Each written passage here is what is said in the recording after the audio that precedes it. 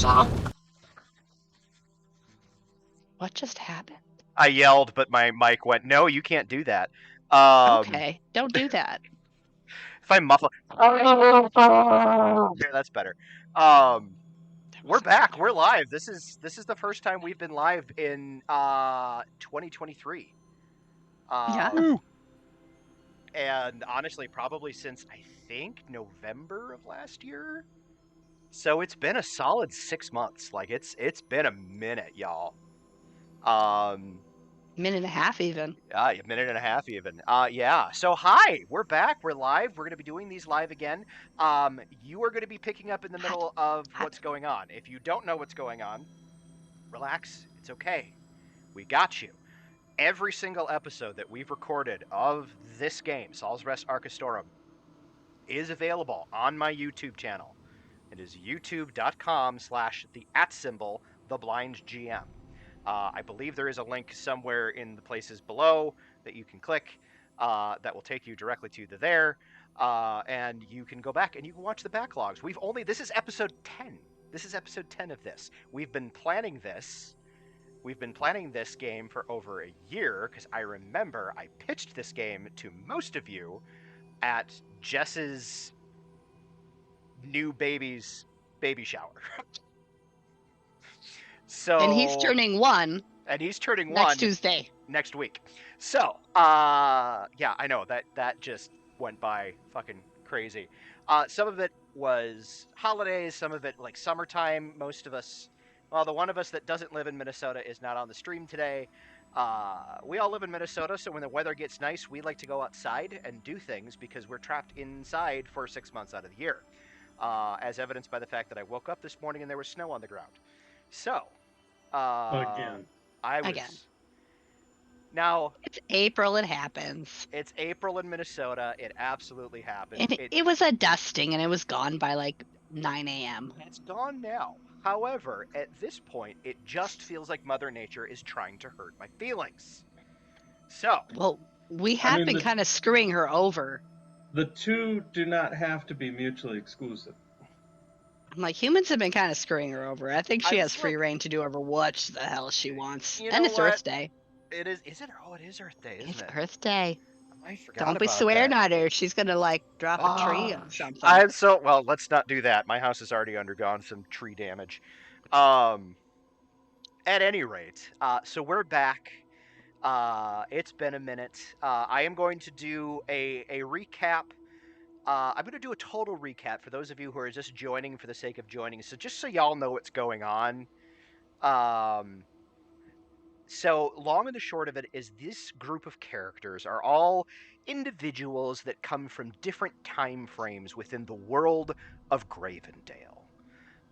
Some of them come from the far distant past, from what we have seen on this channel before.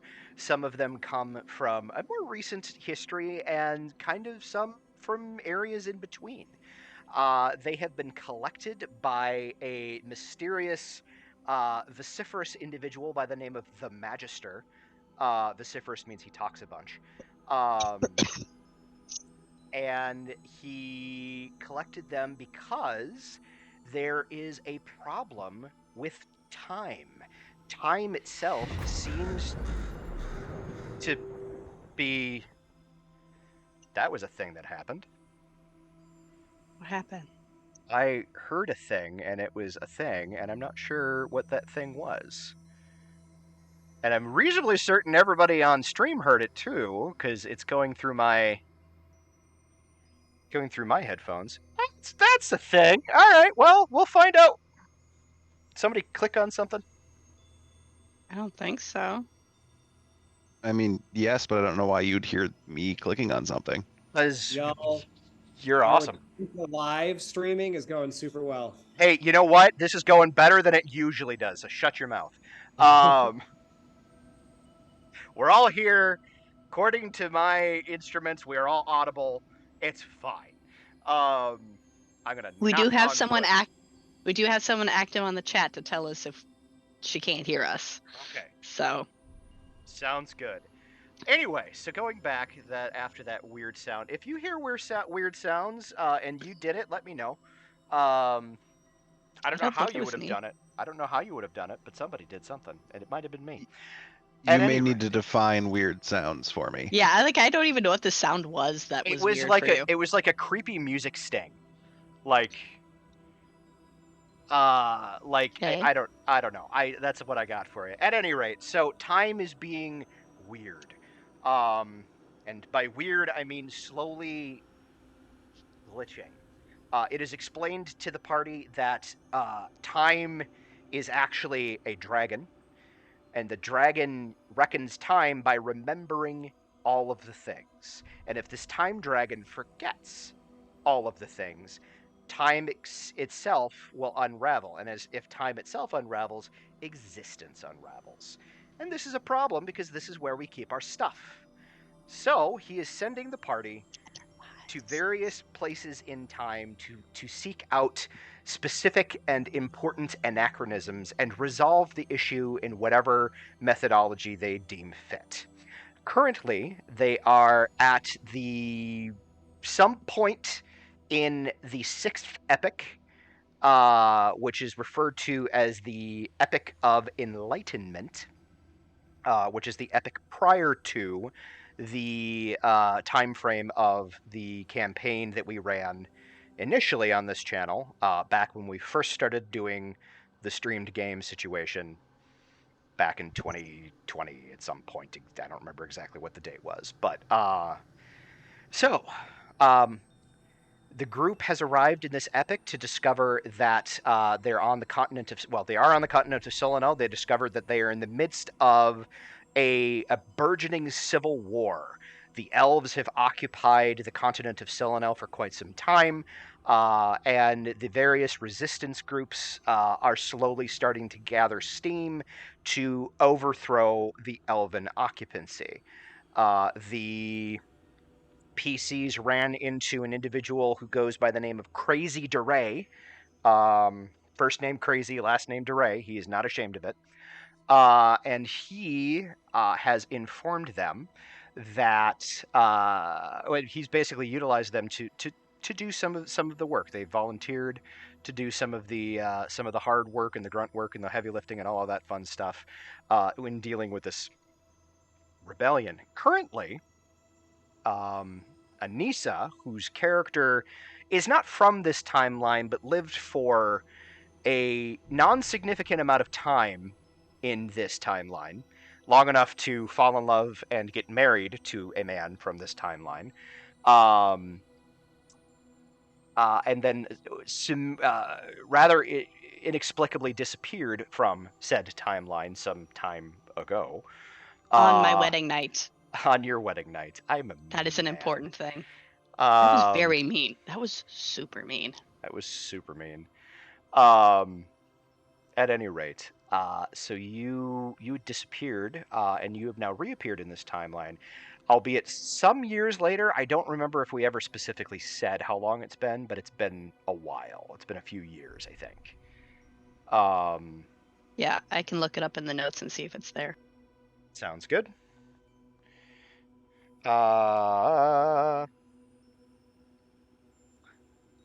So the sorry, got sidetracked. Somebody asked me if I like dried mangoes. I do, but me telling you that doesn't help. At any rate, so upon her return, she discovered that her husband and her brother-in-law were involved in the resistances, and were working. Well, her brother-in-law was working for the cell that Crazy DeRay was in charge of. Her husband was working for a cell that was from an area to the south, occupied largely by halflings, called Impriso Langat. And you were able to remember a lot of the details that you had forgotten in your time away from Saul's Rest, from Gravendale. Some of it good, some of it less good, most of it bittersweet because it was taken from you. You went and found an artifact from an ancient hero, who, once he realized that you weren't going to use it for naughty purposes, just gave it over. At which point, Crazy DeRay took the artifact, which is in the form of a longsword, unscrewed the gem on the pommel, and tossed the sword back to y'all. Apparently, all he wanted was the gem. Where we left the last time we played, so for anybody who is watching the YouTube, this is kind of where we left. This is about the mission that they were sent on before we left off. They discovered that the brother-in-law, whose name was Quinn, had gone to send some messages to the resistance cell to the south, wherein Anissa's husband was working and was due back any moment, or within a few days. Eventually, that time elapsed, and his head was returned to the resistance cell that DeRay was in charge of, the apostasy, and it was learned that Anissa's husband was captured. So, and potentially in mortal danger if they realize that he is a target of note, and as such may be moved to the city of Winterhold for gentle interrogation, which I'm sure will be perfectly pleasant and nothing bad will happen. In the meantime, the party has been tasked to travel to Winterhold for other reasons, asked to bring the sword to the regent of Winterhold, who is a human, to see if the regent does indeed stand with the apostasy, or if the regent is going to continue to stand with the elven occupiers. The party did travel to Winterhold. Excuse me, I got the hiccups apparently. They did travel to Winterhold, and they managed to get inside without too much of a problem. There doesn't seem, it's not on lockdown. It's not, heavily. I mean, it's guarded, but it's not wartime. It's not gearing up for a battle or anything like that.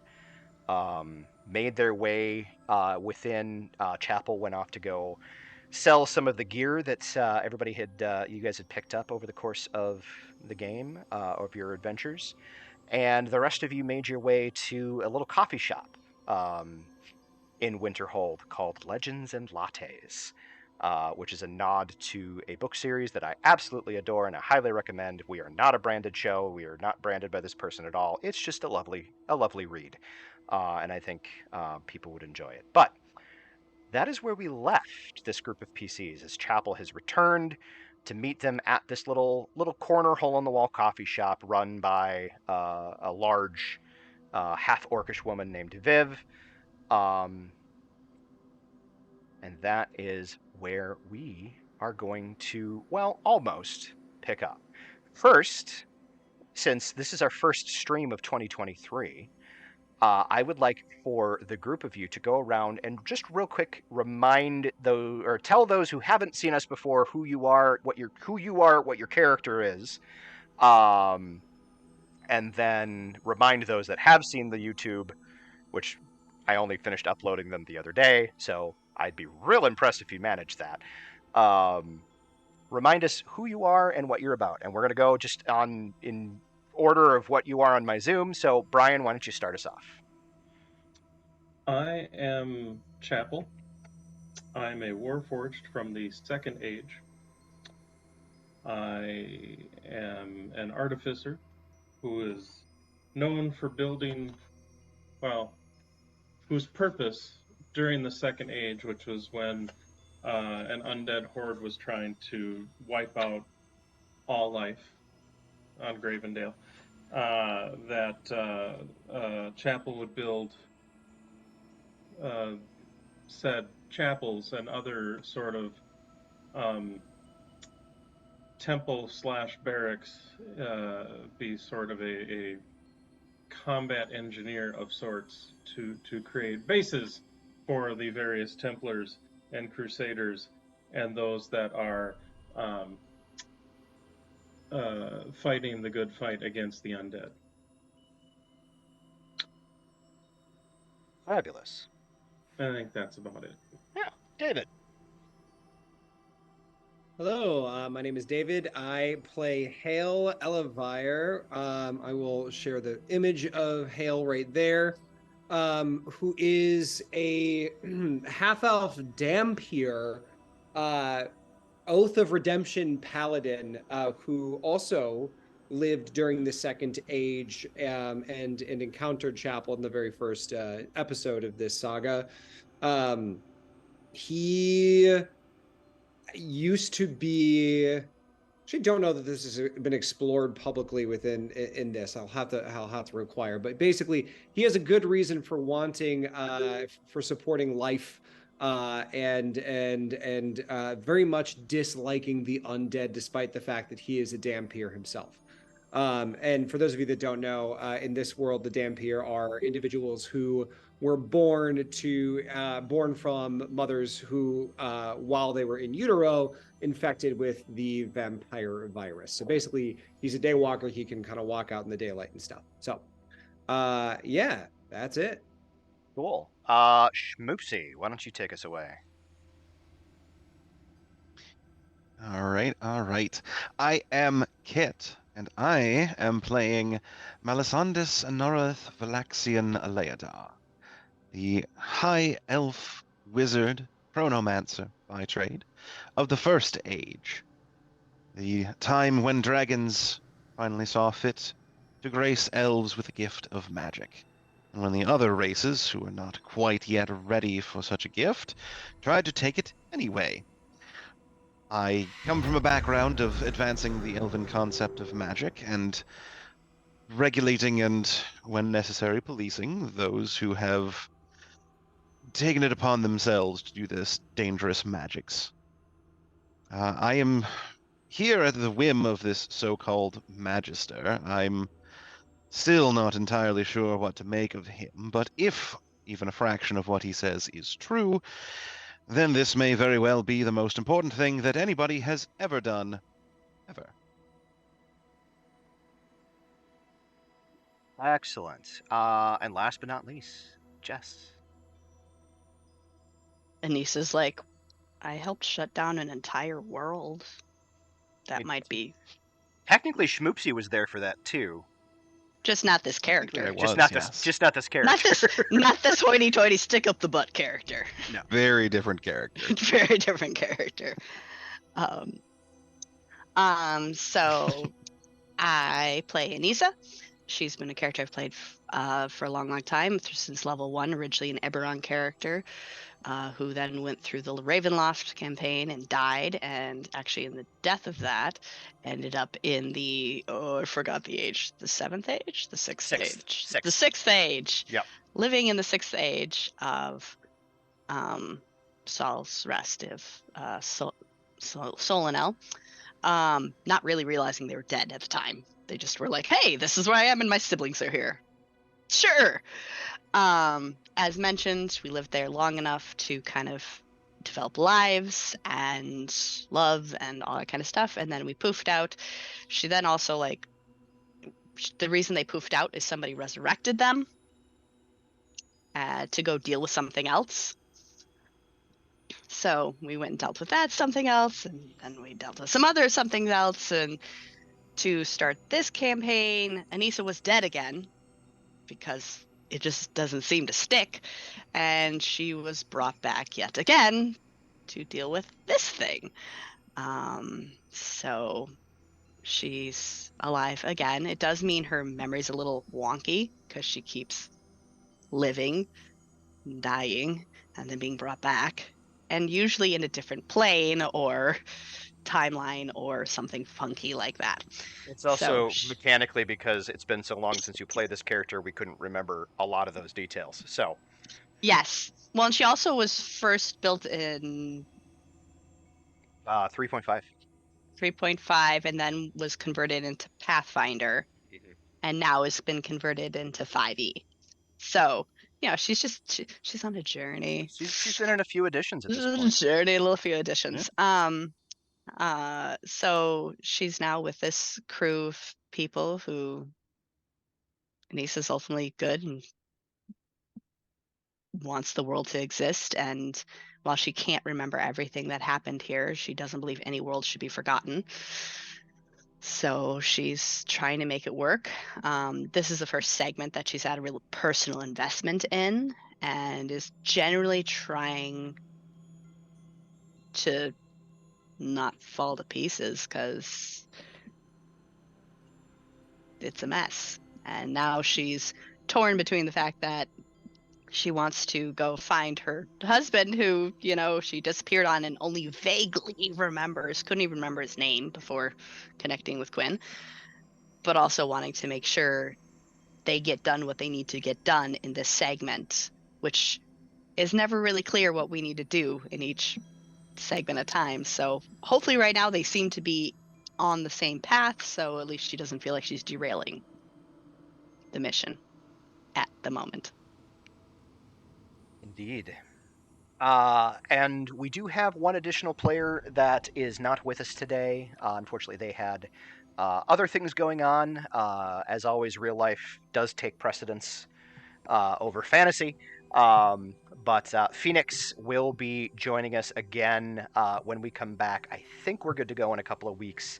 Rather than sticking to a normal set, we're going to do this every 2 weeks. We are going to just make sure that we do it as frequently as we can, and we will make social media posts and the like as to when we are going live. So I think that works better for all of our collective lives and schedules because we are all adults and we all have adult things that we have to do. That makes it sound like we all run an OnlyFans page, which is decidedly not the case. So, anyway. We'll go with jobs and children. Okay? Jobs and children.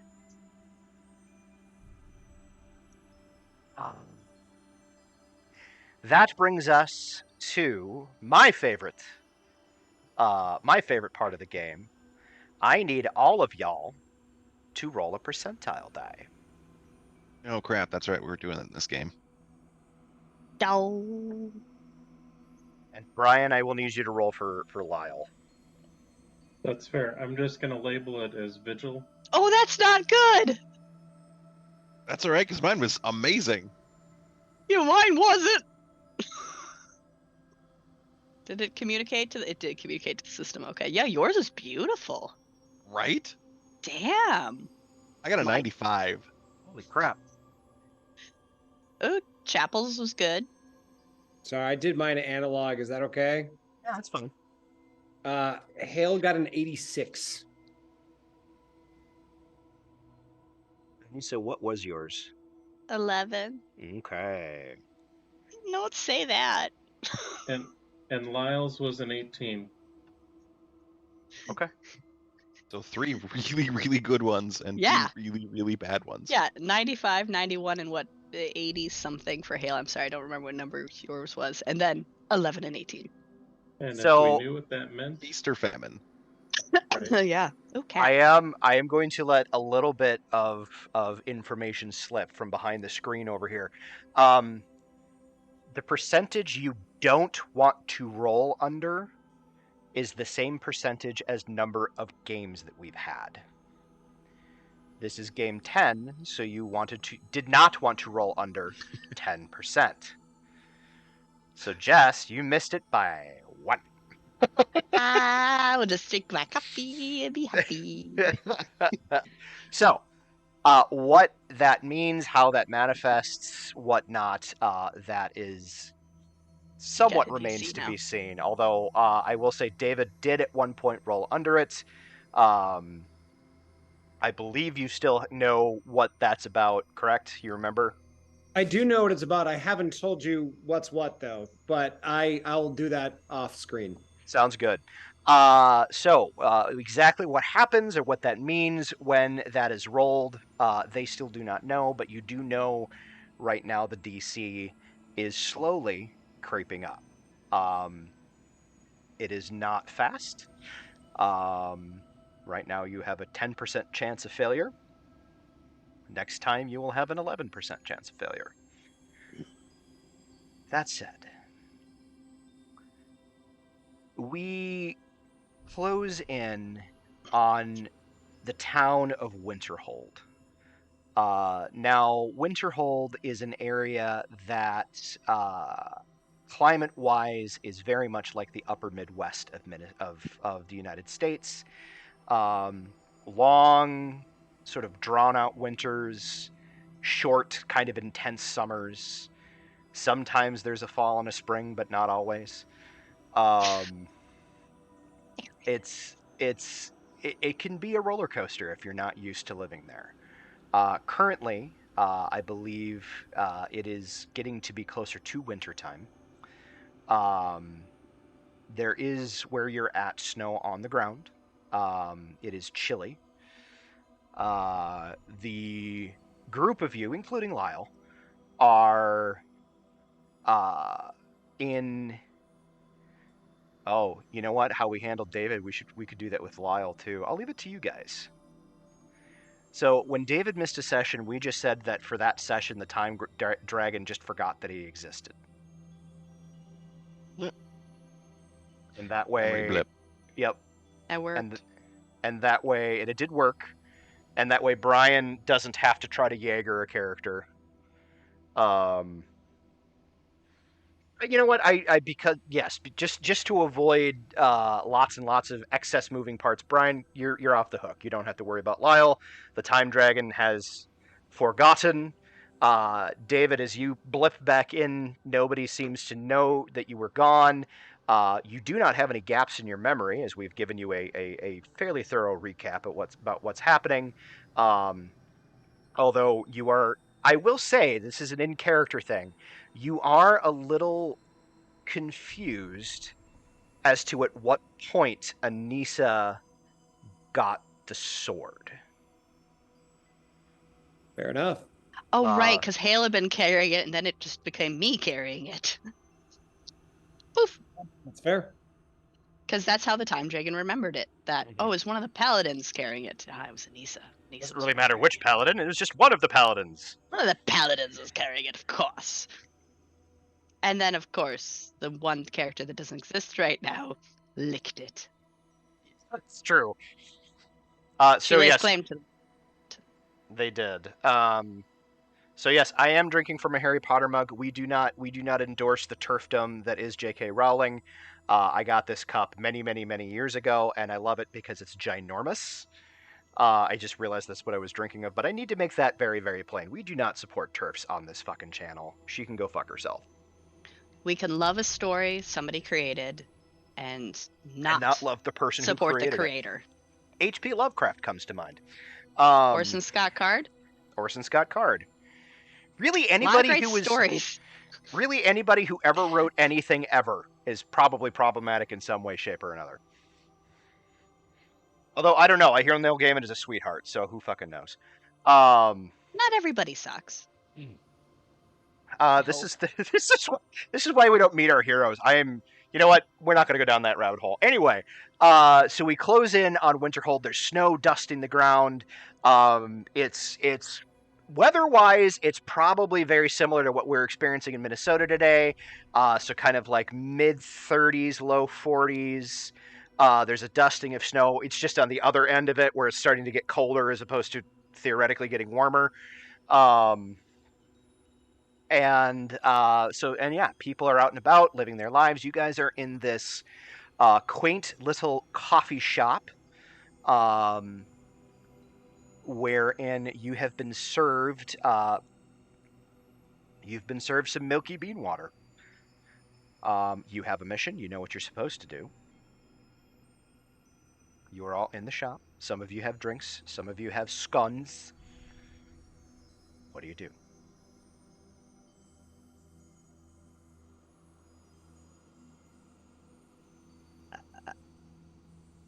Completely forget what we're doing. I will have just arrived and hand everybody their. I think it ended up being 9.5 gold pieces. I will add 9.5 gold pieces to my character sheet. Point of order, how long was the journey to Winterhold? I think it was a week on foot. Okay.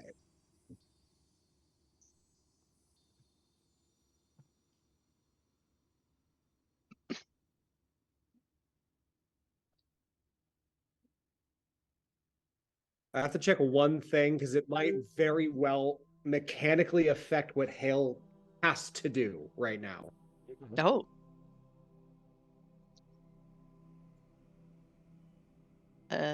While he's figuring, Anissa's gonna propose we figure out our plan of approaching. It wasn't magistrate. It was Regent. Regent. Sorry, I couldn't remember like some title of authority. How we're gonna approach the regent. Like we easily got into town because that it's very plausible for our being here. But how the heck do we get to the regent without either coming off as aggressive or merely misconstruing our presence, I guess? Well, I thought the plan had been to use my being an elfness to kind of go, hey, we are here to inspect your place or something like that. That was our way of getting in the town. Wait, no, in the town was just we were escorting you because you had business here, right? Right. So we're gonna try to convince them that you have to inspect something. It's worth a try. Yeah. Some kind of business. I guess I don't really need to inspect stuff. Yeah. But if I did need to inspect stuff, that would give us a lot of freedom in where we wanted to go. True. We just really want to talk to the regent. We could just say that you need to meet with the regent because that might skip some weird hurdles. It's I like, think it's worth a shot. you got parchment, write something up. Says you need to meet with the regent, and Very well. like, pretty sure you Right got up. paper. Yeah, Scrolls. Yeah. Wizard starting equipment. Yeah. Absolutely. Yeah. So yeah, I'll write something that looks kind of, very fancy writing and very official looking about needing to inspect or to speak with the magistrate about an upcoming inspection. Yeah. Okay. Sounds. Speak with the regent. About an upcoming inspection. All right. As they're doing And- that, Hale looks around, sees that Lyle isn't there, looks concerned, and then says, I have to get up. I have to go and get something. And then promptly gets up and leaves the coffee shop. Did the Okay. coffee not sit well with him? As you say that, you see the serving woman, who's this absolutely gorgeous, like tiefling woman, kind of like move as she's moving past your table. She's like, it has that effect on people sometimes. It can kind of go right through you. Fair. I hope he doesn't wander far. Which just Not works at best for your favor. Not to suppose. So Adam, I like this is something Hale has to do. But I'll let you resolve whatever you want with these individuals first. But Hale has to go on a mission very briefly. Bonus mission. Shoot me a hangouts as to what it is you are going to do, and I will have you make some rolls. I will. Okay. Anyway, so Melisandus, you are writing on this paper. I'm going to need you to make a forgery check. Forgery is not a thing. Forgery is 100% a thing. It is a tool proficiency. In your particular case, it'll be just a raw intelligence because you are not proficient with forger's tools. I will say, you and I had a conversation about Tuppy going forward. That he's going to be more familiar-like and less PC-like. But in this particular instance, I do think Tuppy can give you the help action. Okay. Roll that twice then. Ooh, that second time wasn't any better. That's a total of 12. As you finish writing, like you're a smart guy. You're looking at it and you're realizing, I mean, this might pass like a cursory once over from somebody that didn't know what they were talking about. Hmm. But for anybody that was at least a little versed in like these matters, it probably wouldn't pass muster. Hmm. I'm used to creating official documents, not fake ones. Don't suppose either of you are any better at this kind of thing? And points to Anissa and Chapel. I've literally never done anything like that. I can write and I can read, but I don't ever recall making an official document of any sort. Hmm.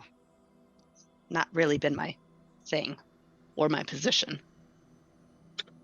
How many words would this document have to be? Is it short and sweet, or does it have to be verbose? Hmm. Formal official documents are usually a bit over verbose, more flowery legal languages, things like that. Ugh.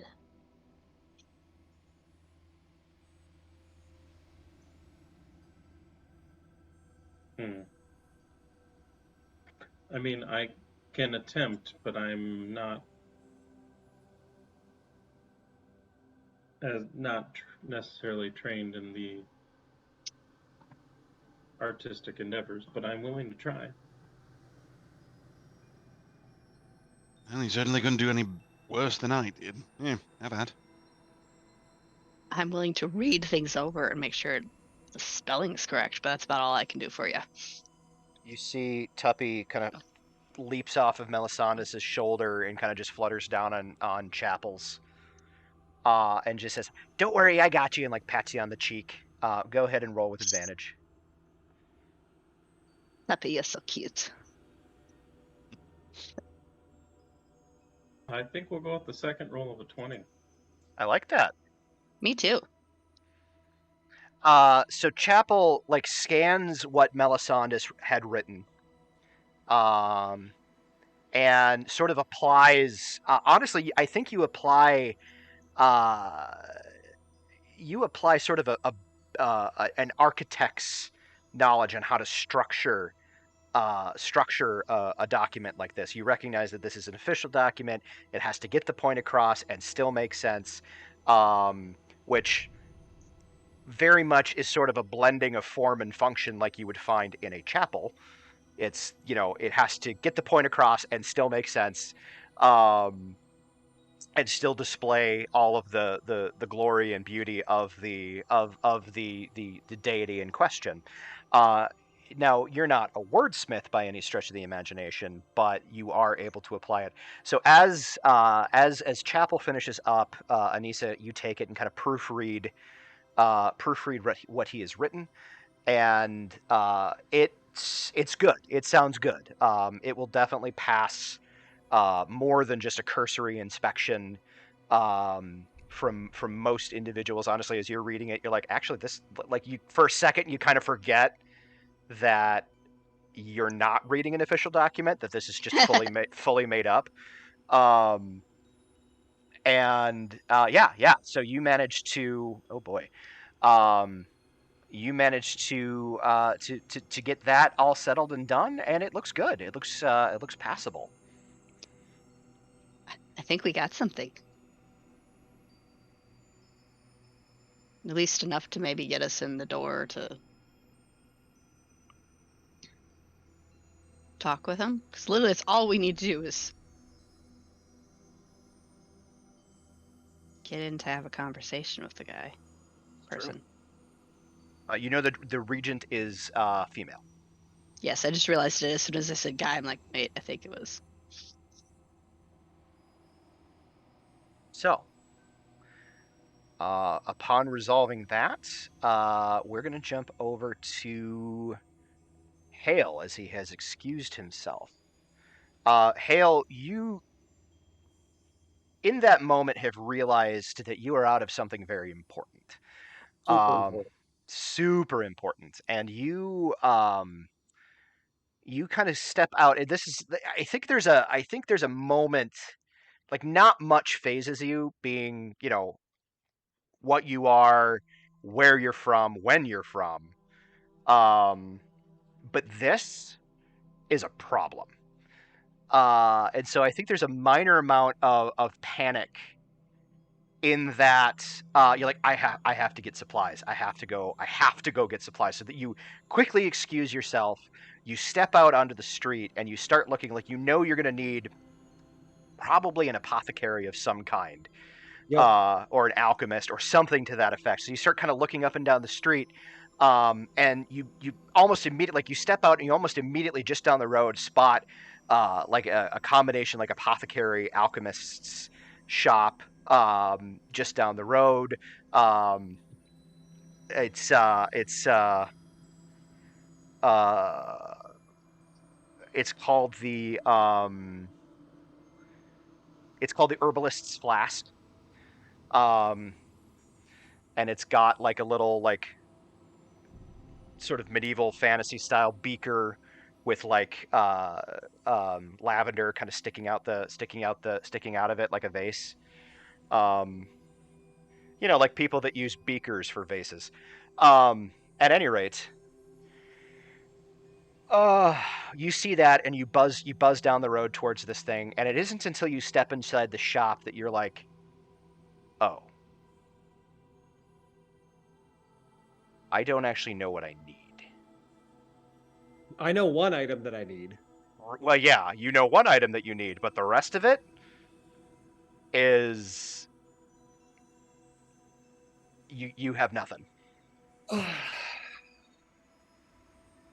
Hale will go up to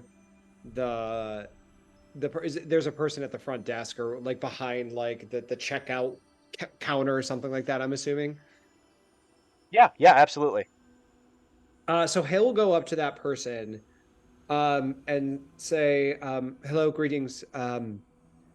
I have a very important and odd request. And it may be a challenge to procure. You see this slight human adjacent individual. It looks like they may have some gnomish blood somewhere in their back history.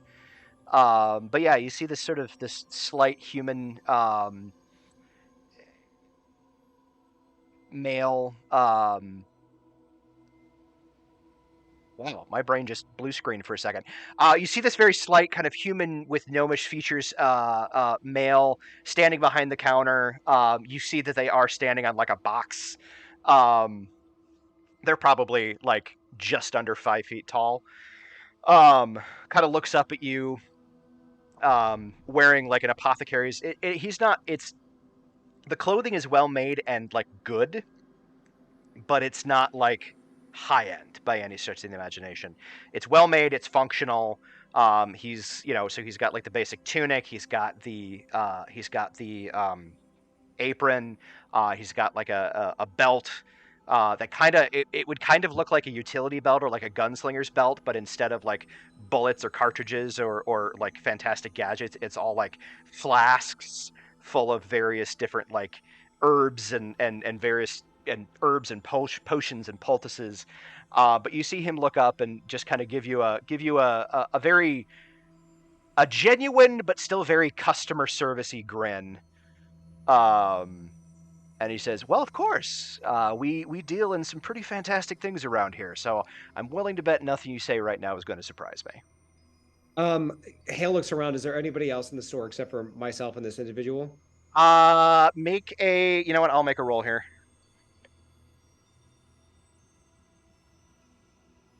Yes, you see kind of back near one of the walls, there's like a wall of flasks, which like there's like alchemist's fire, alchemist's frost, a bunch of different alchemy type things.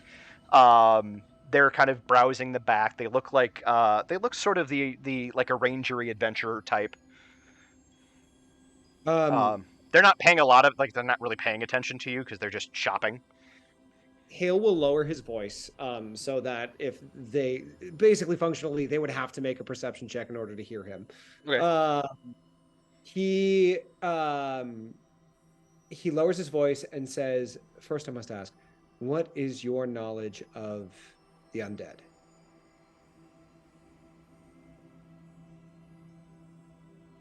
I mean, he conspiratorially like leans forward. Still, kind of doesn't seem to be like taking you super seriously.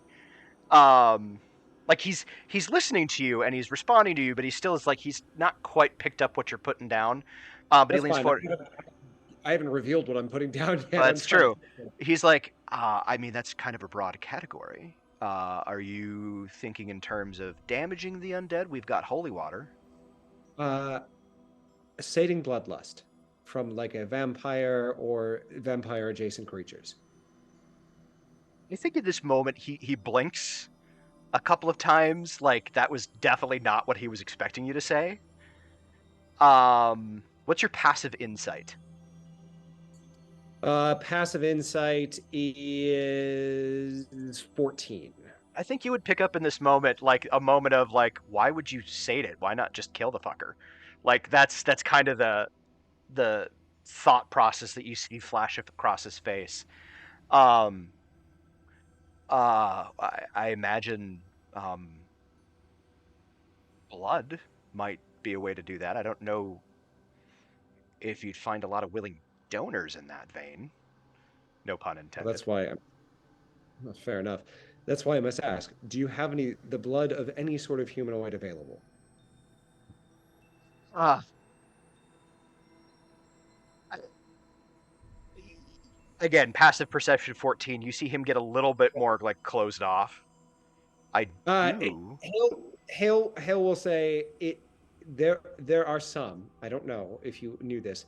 There are some amongst those ranks of undead who do not wish to inflict harm upon others, but need to sate that in order to not. Make a persuasion check. You are like on the verge of needing disadvantage, but I don't think you're there yet. So just make a straight persuasion roll. It's a good thing Hale's really good at that. 25 total. He's like, okay, I'd never heard of such a thing, but I mean, it's a wide and wild world. So It is. who am I to say that there couldn't be such a thing? We do carry small quantities of various sentient blood creatures. We do have a small spell components section. You see him kind of gesture over to like a rack, and it would be like in a convenience store, like a spinner rack of like greeting cards of spell components. So like there is not much of a selection there, and you see like because a lot of things will be like a drop of celestial blood, a drop of infernal blood, a drop of whatever. And so you see like there's actually like one row of this like spinner rack of like little vials, and it's like it just says like devil's blood, demon's blood, and as you kind of scan down, you actually do see it just it just says universal. It doesn't say a specific species. I then ask, how much is it? Like, is it? Like each vial contains a drop. There are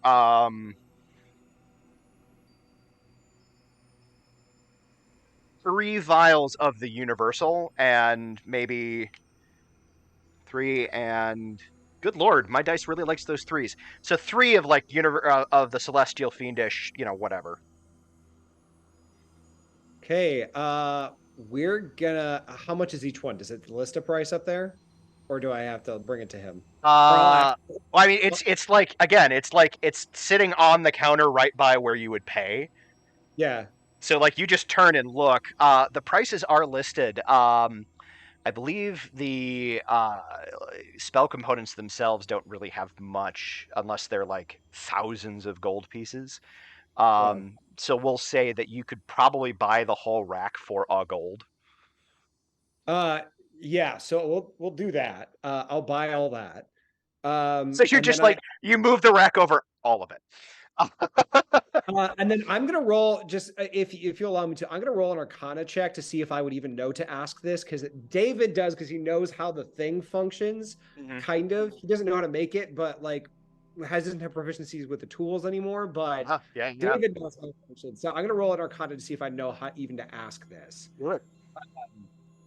So I got a 21. The question that I wanted to ask is if he knew the core components to making a healing like a salve, like a healing poultice that does not involve like imbuing a magic, like the spell heal or cure wounds or something like that.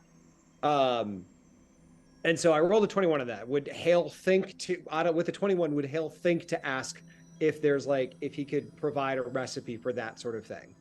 All right, so here's what we're gonna do. Odd, he is the shop's apothecary. Okay. Even, he is the shop's alchemist. You want him Okay. to be the alchemist. Okay. Odd.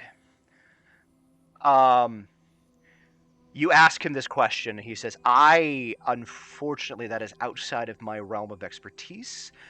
You'd want to speak to my partner. Unfortunately, he is out for the day gathering supplies in the outside of the city. I do expect him back this evening, so you probably could talk to him tomorrow. But as I don't have that information myself, and I don't dare touch his notes. A look of well, actually, I'm gonna roll a deception here to keep a look of disappointment cut from flashing across Hale's face. Got a 7, so I imagine this individual sees a flash of disappointment cross Hale's face. And Is Hale it says, disappointment tempered with a little bit of desperation? exactly, yeah. Yeah. Hale says, well, I thank you for this. Tomorrow, what time does your store open? We open just after dawn. Okay. And Hale will hand off the gold piece, collect the blood, put it in his backpack, and then head back to the to the. Honestly, he might try to find another apothecary not to stretch this thing out. Like he's that desperate. So if Uh, we want to cut back to other people, we can. we But will. So I'm going to jump to everybody else. Go ahead and roll an investigation, and I'll jump back to you here in a second. cool. All right, the rest of you, you have your forged document, which looks very good. What you don't have right now is Hale. So the question is, now that you have this document, you have your cover story, so to speak. What do you want to do? I step outside of the cafe, assuming I've finished my coffee, and kind of just do a cursory search for Hale because he's been gone for a few minutes. Yeah, He absolutely. hopefully would have taken care of his issues. Go ahead and you're actively looking, make a perception roll. Perception. I think that was 14. I can't see it. Yes, 14. As you glance up and down the street, you do not see him on the street. Because I'm assuming he'd be coming back around now, so it's like, okay. Really didn't tell us where he was going. We need to get everybody little sending thingies. Be like, hey, where are you?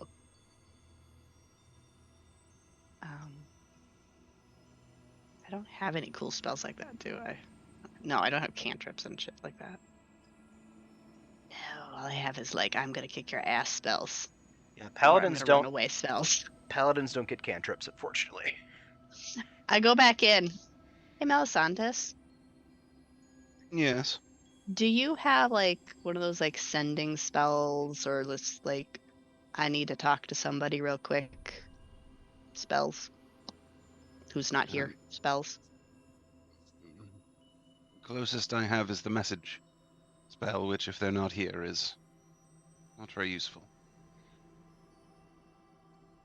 That sounds like an incredibly unuseful spell if it requires the person to be near you for it to work. Near-ish. It's 120 feet. Yeah, technically speaking, the way the spell works is as long as they're within 120 feet and you know the direction they're in, Oh. you can give them a message. Okay. So that's a little useful then. So sadly, we just would need like the 120 feet, like, radius thing going around because we just don't know which way he went. Chapel, you don't have anything like that. Like, that's not your thing, right? You're mute, my dear. Given time, I could create one.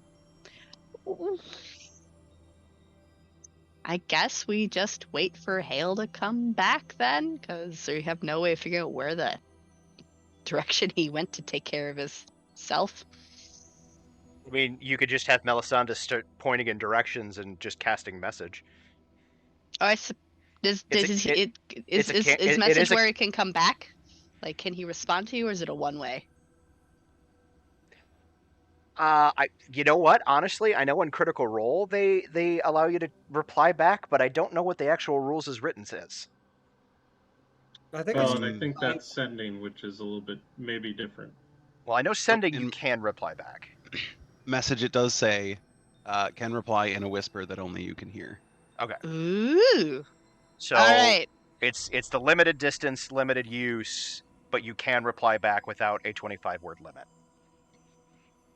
Hey, do you feel like trying that out so we can maybe figure out where he is and his ETA?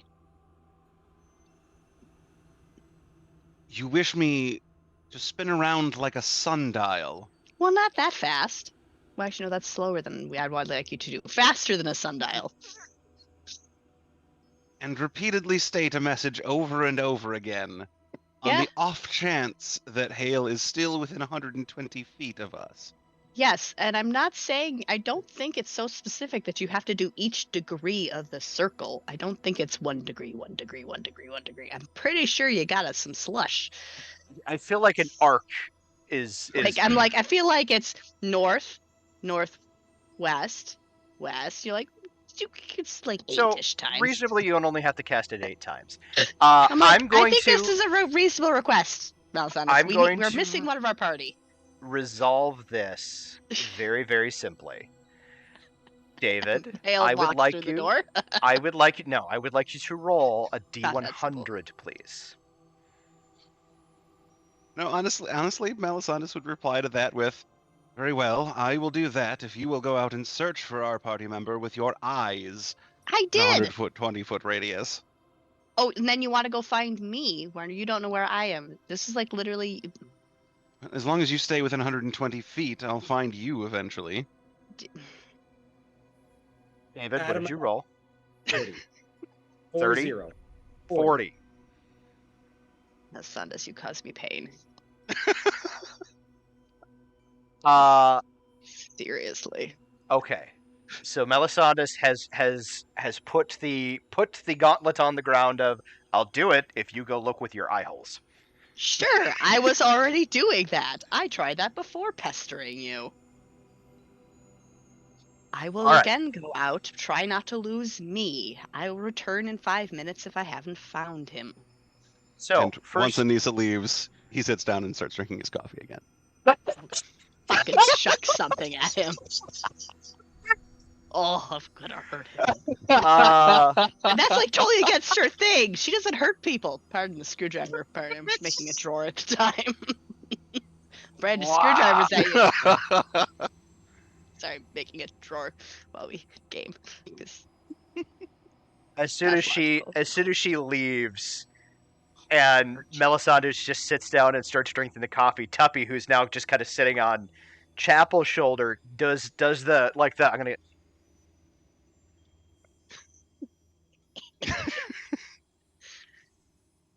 Oh, Sandus, you're a turd.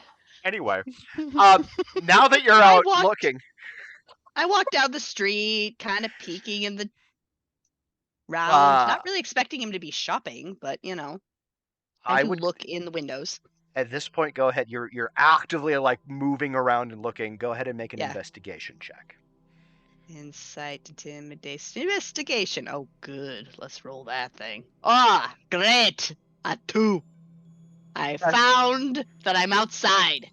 You, when you left, as it happens, you actually turned away from the direction that he went, just as he's leaving the apothecary to go find another apothecary or alchemist shop.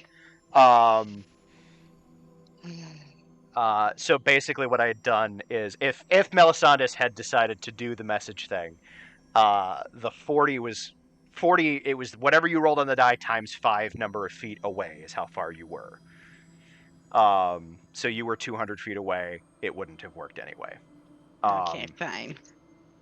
So, I'm very the player David and like also GMing another game is very sorry for what is happening right now. I deeply apologize, but this is what Hale as a character needs to do, and I'm sorry. In realistic things of timeline of game, whether we do it now or a half an hour from now, as doesn't it is make the that morning, much of a difference. it's Yeah. not that big of a deal. It's more ridiculous that we have to go like find your butt and be like, dude, where'd you go? I will add plan. the level of shenanigans in this game is significantly lower than what's in yours.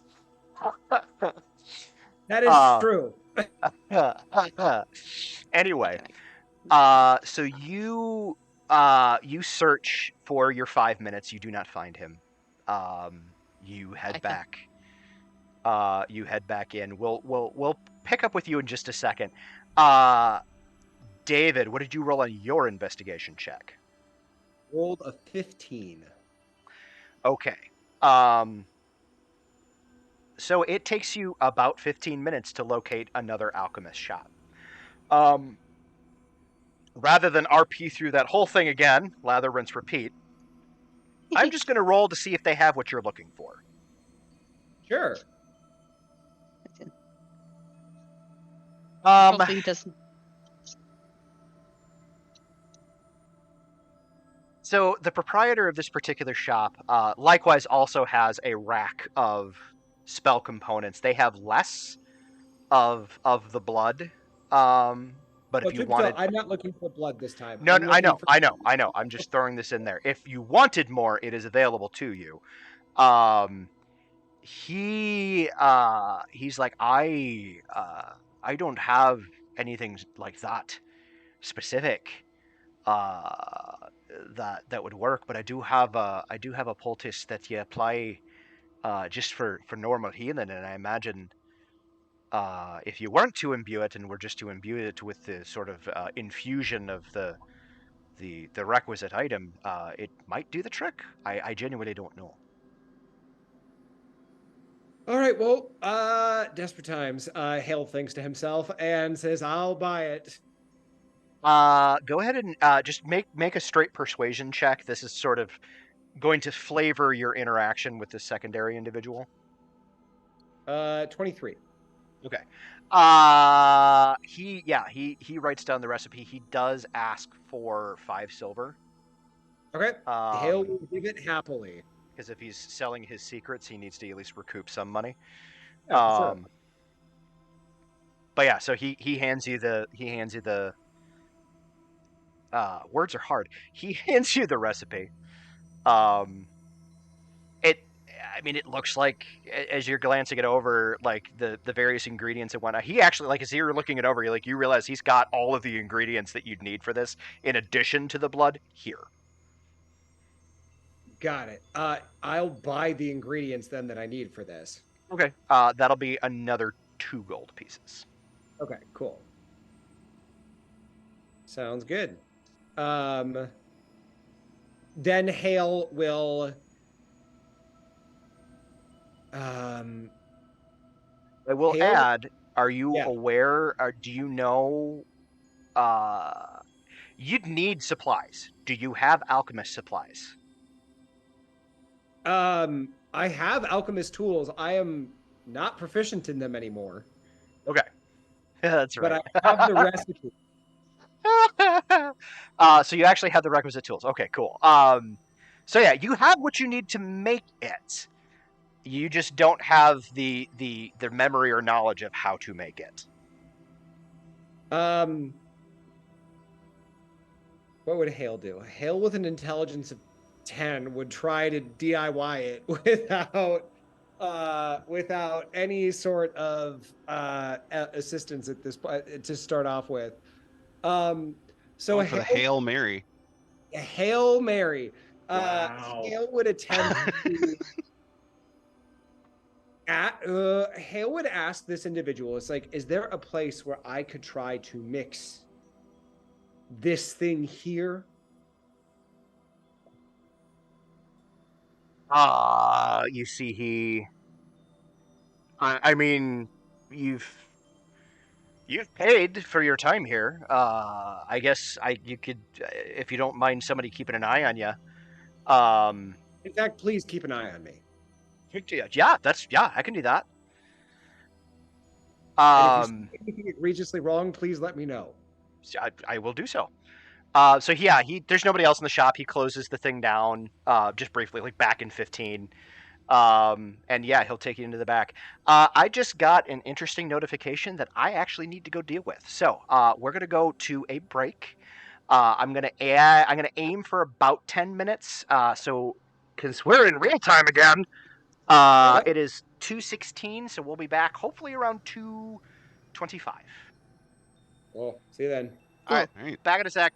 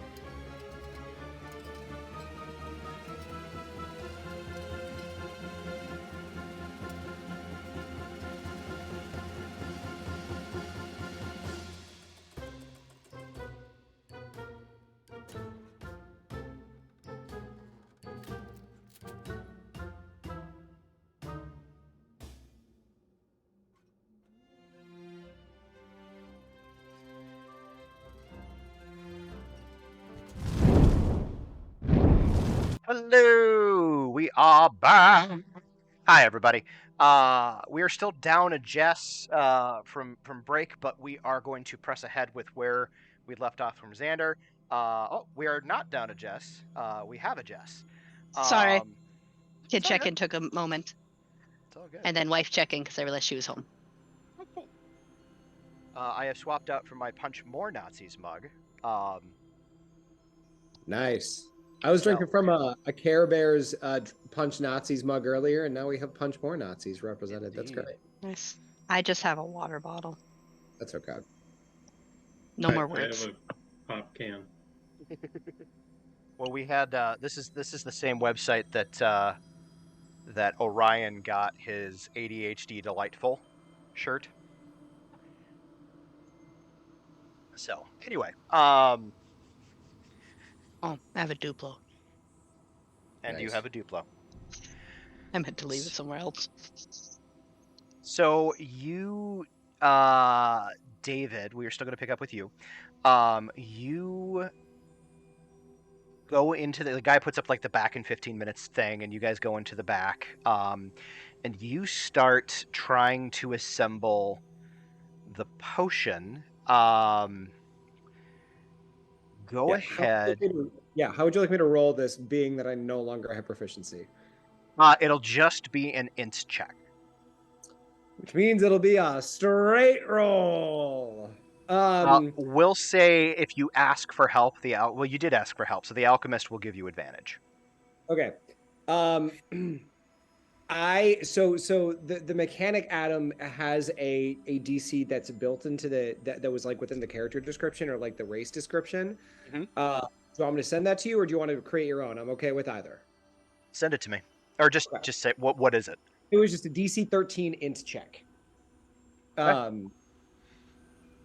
And then obviously if you had like the tools to make it, you Right. use proficiency and whatever. All right. So you were rolling a straight die.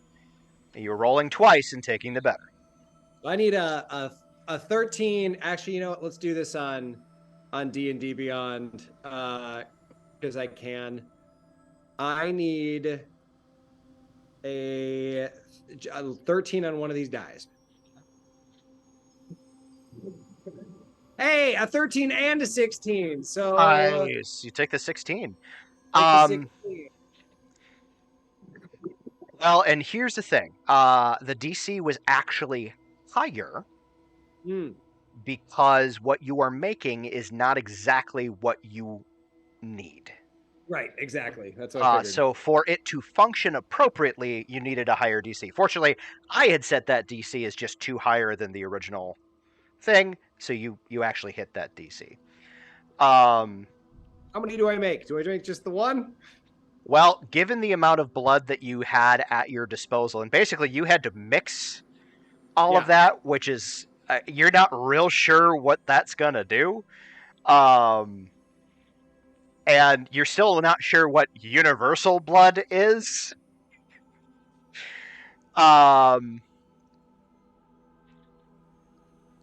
But you make one. You have enough for one dose. Oh, good. You are definitely like you have the supplies other than blood to make more. But weirdly enough, most good aligned people don't stock large stores of humanoid blood. It's weird that way. Yeah, kind of funny how that happens. So Adam, I gotta be copacetic here. Yeah. I have exhaustion. Technically, this was an ability check. That's true. This would have been a straight roll for you. Yeah. Rat, let's have you just re-roll. Okay. Oh, good. All right, we'll do it on. I want to make sure that I am not doing it with advantage. So, yeah, flat die. Let's do it. That is a 12. Okay. I mean, with a 12, you assemble something. Right. You have absolutely no idea if it's going to work. Cool. Above table, it's not going to work. Below table, it is. You have no idea. Cool. Hale will thank the man for his time, go outside, and find an alley, a secluded alley, where he will chug the potion. You chug the potion. Now, when you drink the potion, there's not like immediate relief. It takes a little bit. It's kind of like drinking coffee for the caffeine, right? Like it's not immediate relief. It takes a couple of minutes to kind of work its way through your system. So when you drink the potion, you don't notice an immediate change, but that's not unusual. Okay. Do I, being that I've done this all my life, do I know how long it takes for me to recognize whether or not it worked? You figure that probably in the amount of time it'll take you to get back to the rest of the group, it should have kicked in by then. Okay. I'll start making my way back to the group then, I guess. Jumping back to the group, you are unable to locate Hale in all of this.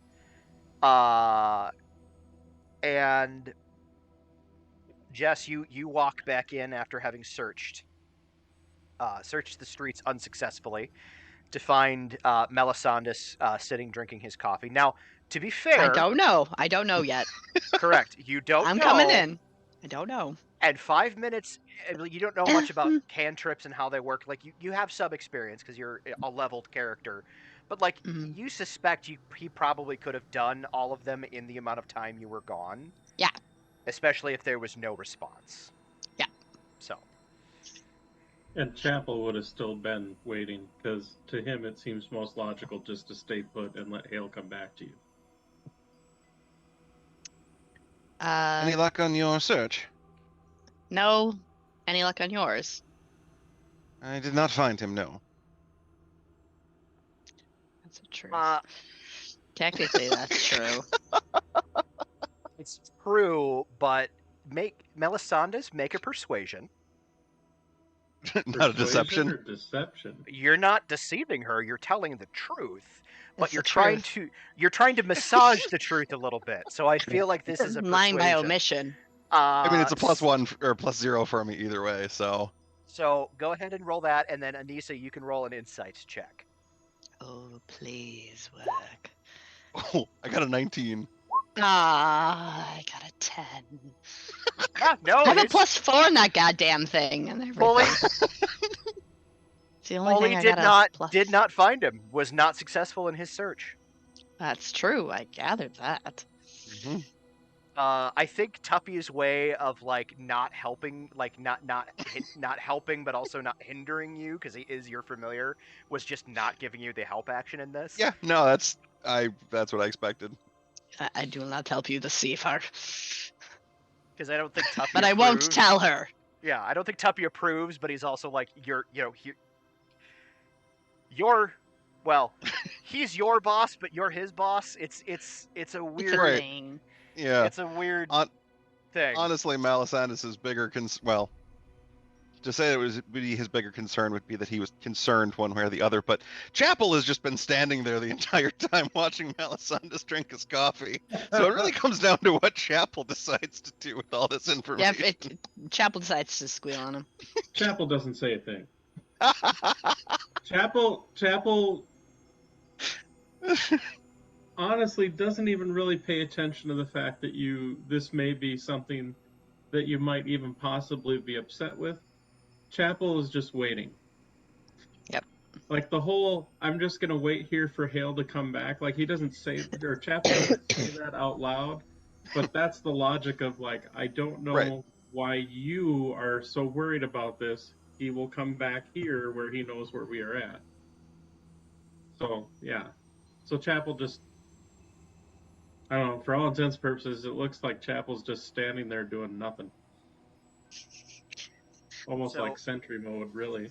Is there anything that you guys do whilst you are waiting, or shall we fast forward to Hale's arrival?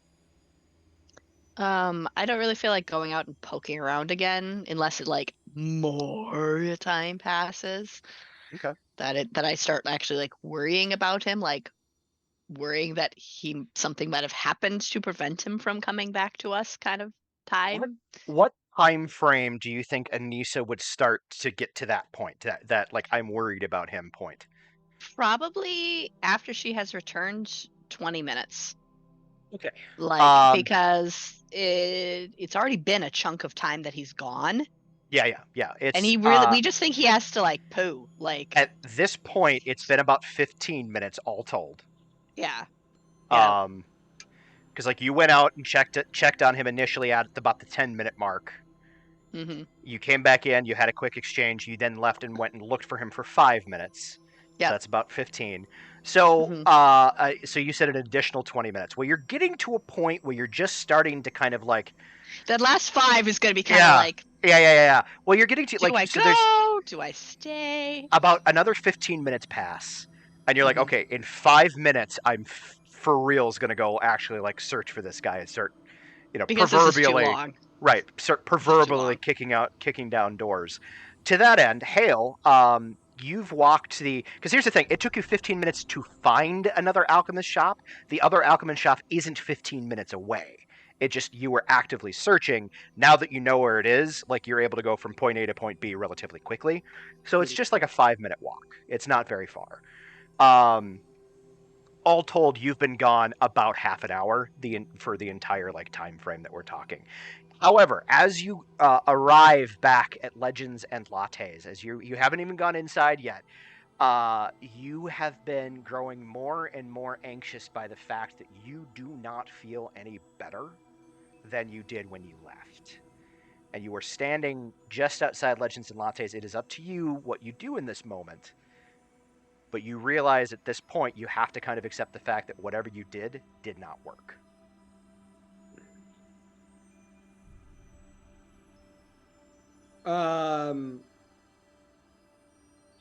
Hale will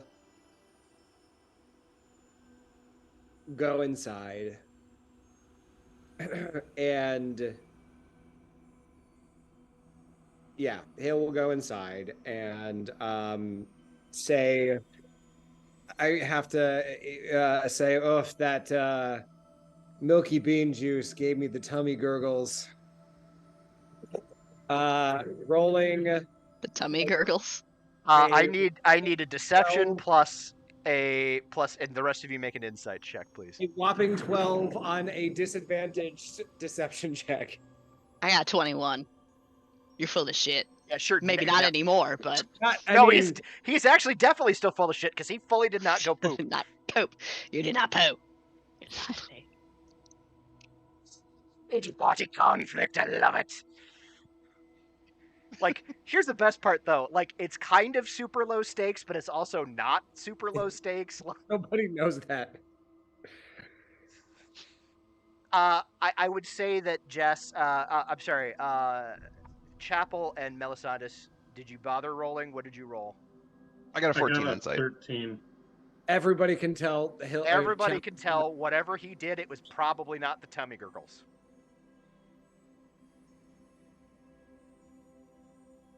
Well, bro. next time you have the tummy gurgles, please do let us know you will be gone for a more extended period of time. Some of us expended a great amount of effort searching for you. You're a I hate that I don't know this, so I can't ask you. Is the forgery out on the? Is the forgery out on the table? Or like, Probably not. No, we probably would Probably have not. squirreled that away Shit like away. once we. Yeah. I do think when Melisandus says that, though, Tuppy's face goes back to the. Hale asks, how did the document turn out? It looks pretty good. Can I see it? Sure. Turns out Chapel is a fair hand at it.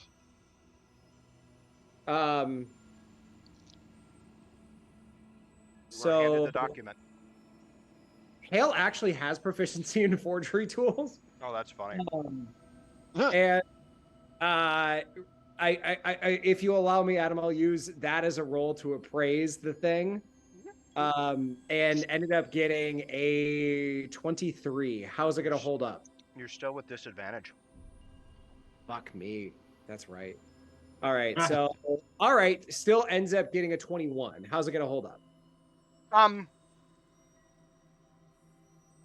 Well, on a scale of 1 to 20, it's about a 20. So pretty good. Okay. Like Hale, as you're looking at it, like you with a 21, you can tell that it is a forgery, but like it's like super nitpicky shit, right? So you can tell it's a forgery, but like you realize that it's kind of like topping out your skill set to recognize that it is a forgery. Hale returns the thing and says, "That looks good. It should be fine." Well, I'm glad we're all in agreement on that one. Indeed.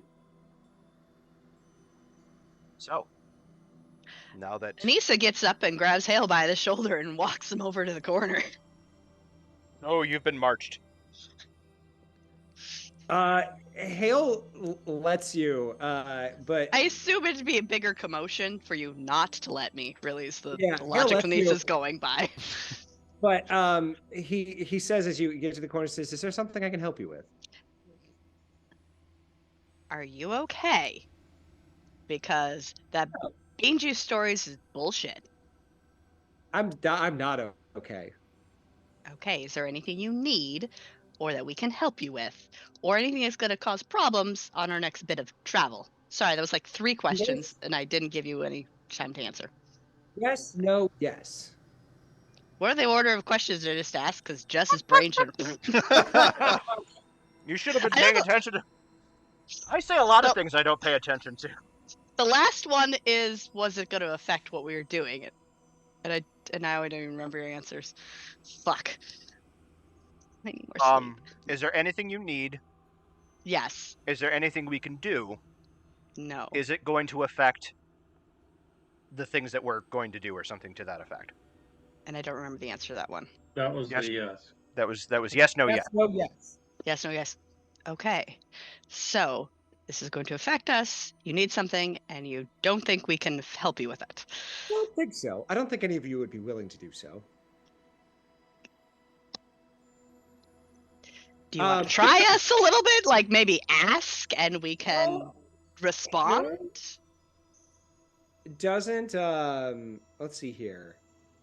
She tried to find a semi-private corner, so we're Let's, just like talking like this. Let's add a little spice to this. Jess, God, make really a need spice? Jess, make a persuasion check. Because let's remember that Anissa is potentially, more persuasive than like Jess is in this moment. That's true. So I'm not sure my rolls are gonna help me, but we'll see. Do you want to hail the roll an opposed check or anything like that, Adam? Oh fuck! Could we just have Jess be persuasive? Because Anissa's just phoning it in. I got an 8. Okay. Hale, I need you to make an insights check. And with disadvantage though, because it's an ability check. Please roll poorly, dear. We will let the dice be our collaborators here. The dice tell a story, friends. The lowest that I rolled was a 9 on the die, and I have a +4, so 13. Excuse me. So here's what I will give you, and I'm not going to say like I don't roll ability checks and say your character has to do this, right? Yeah. That is not how I roll as a DM. What I will say is this: you can read Anissa fairly well. Well, actually, you can read Anissa kinda. She is genuinely sincere. She is genuinely concerned about you. And she would help you to the best of her ability if asked. Those are the 3 things. So do with that information as you will. Hale looks around to make sure that nobody's kind of looking. And he's like, okay, stand in the corner. And he positions so his back is to the rest of the tavern. Mm-hmm. And in this moment, Anissa is now scanning behind him to make sure no one's approaching us, because obviously he wants to be quiet. So I should make sure no one's coming up on his ass. I mean, 2 random customers standing surreptitiously in the corner definitely doesn't draw any attention whatsoever. I'm being sarcastic. You see the owner, the large burly half-orc woman, is like sharp-eyed watching the two of you like a fucking hawk. She's not approaching, but like she's Well, it got just looks like we're just eyes on you. talking. It's not like it's like we started doing anything fucking No, nefarious. We're just talking in a corner. Before it looked like you were talking, but at one point, Hale maneuvered you into the corner and is now leaning in to say something quietly to you. Okay, It maneuver. still doesn't seem. I said like asked her to move. So Yeah, I He he don't. does asked me not- to move. Like, I moved. Like, That's I fair. leaned into the corner. Viv does not have a huge insight. Fair. She's not getting closer. She's just paying attention, Okay. as a good That's shop, fine. as a good proprietor ought to do. She can pay attention as long as no one's coming up on us. Do you say anything? Because I will not be able to see this because my back is turned. I will say, no one is approaching us, but the shopkeeper is watching our interaction. I doubt she can hear us, but she's definitely watching to see if we're doing something nefarious. Does the shopkeeper? What direction is the shopkeeper from me? Would Hale know? Let it Like- directly behind you. Oh, directly. Well, Mhm. because you'd maneuver in such a way that like your back is to the wider part of the And we're in a corner, of the so cafe.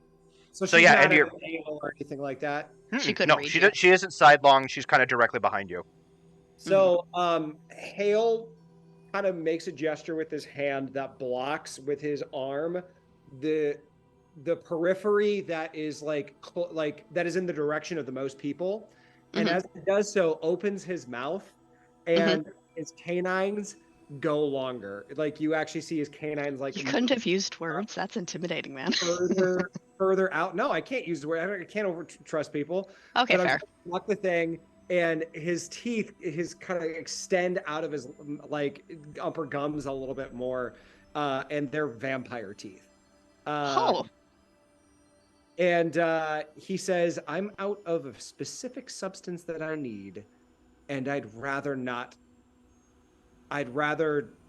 see the consequences of me going too long without that. okay. I tried to find it. I tried to make what I usually am able to imbibe to prevent cravings. It did not work. Crap. I've forgotten how to do that. Oh, you forgot how? That sucks. I'm not going to question forgetting stuff because there's I'm a gonna lot happening right now. I am going to throw this out there, though, David. I think it would clock to you as specifically odd that this is something Which you is forgot. Because this this is is something so something- inherent to you. Right. This is inherent to your...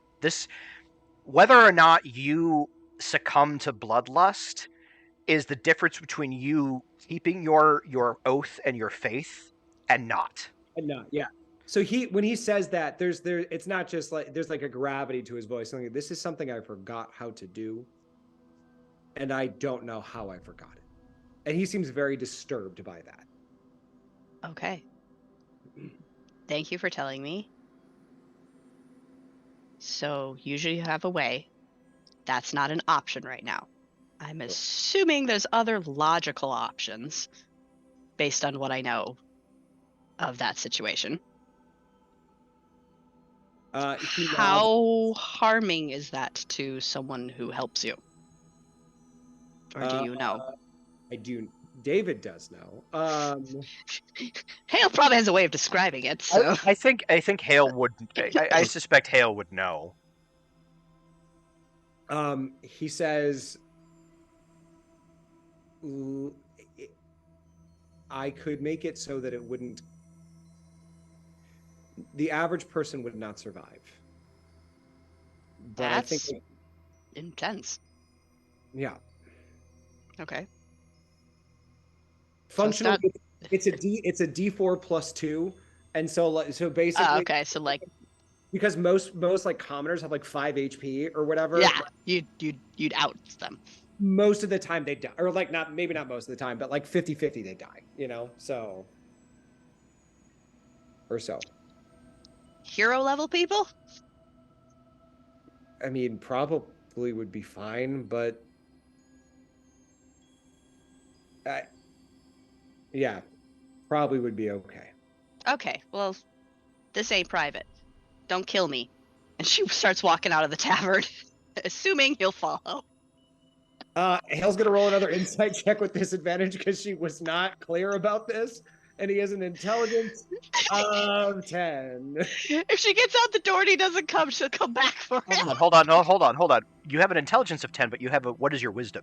Oh, I guess I do have a +1 wisdom, so I'll still have you roll, but your DC is not high. okay. All right. So Well, she also doesn't want to say too much because we don't want to chance people overhearing. So Yes, she's but like, I think "come with me" might not reveal too much. as He also as has the, a level of exhaustion, so he's rolling with disadvantage.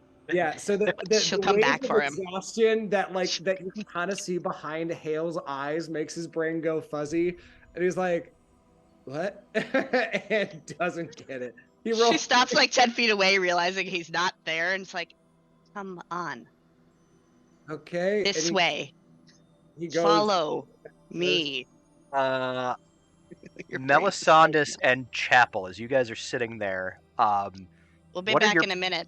what are your passive insights? Passive insight. 14.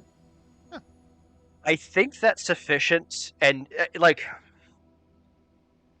it was sufficient to get the very not perceptive or insightful or half orc, barista.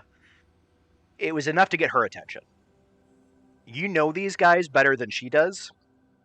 There is something up. What that is, there's no way to really tell. But they both turn. Anissa has to stop and be like, Hale, come on. And they both leave as Anissa says, we'll be right back. Right back. What do the two of you do?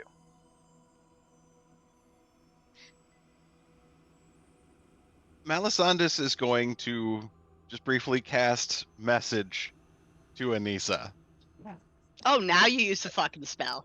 Yeah, you don't know he didn't still. I know. And the message that he sends is, how long should I expect you to be gone? I don't want to have to cast this spell over and over again today. We should be back in less than 10 minutes. We just need to take care of something before we can head out. And then, kind of after they've turned the corner, Tuppy. She whispers back, I guess, because that's a thing she can do.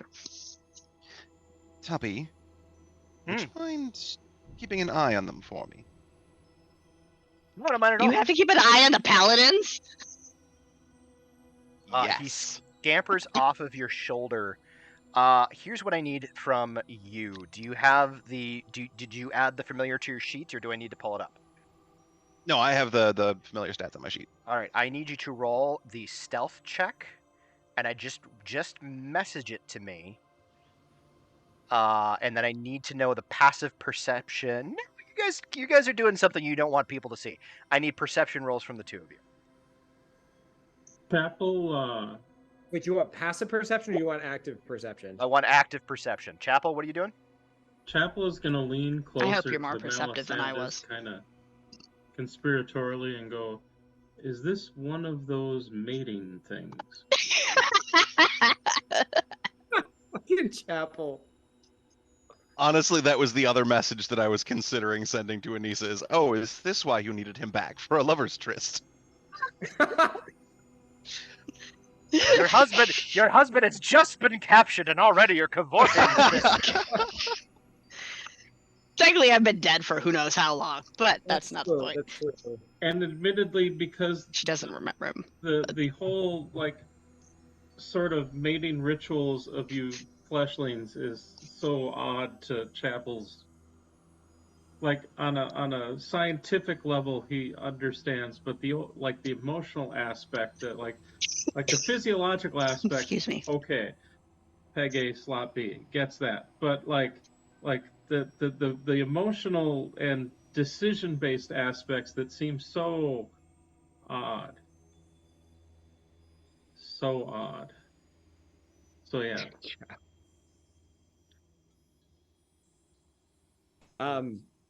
what did you guys roll for your perceptions? Yeah. I rolled an 8. I'm apparently just looking for a frickin' quiet alley and not paying attention to the fucking shit happening around me. So I got a 19 and a 16 on the die, which means that my total perception was a 20. We like you paying attention to shit. As you step out, the alley kind of directly next to the cafe is pretty secluded. So you kind of duck into the alleyway, and Hale, as you're following, behind Anissa, you kind of just more out of habit than anything else, just happen to kind of cast a glance back over your shoulder, and you see like a small flicker of movement, like a cat maybe, duck into the alley behind you guys.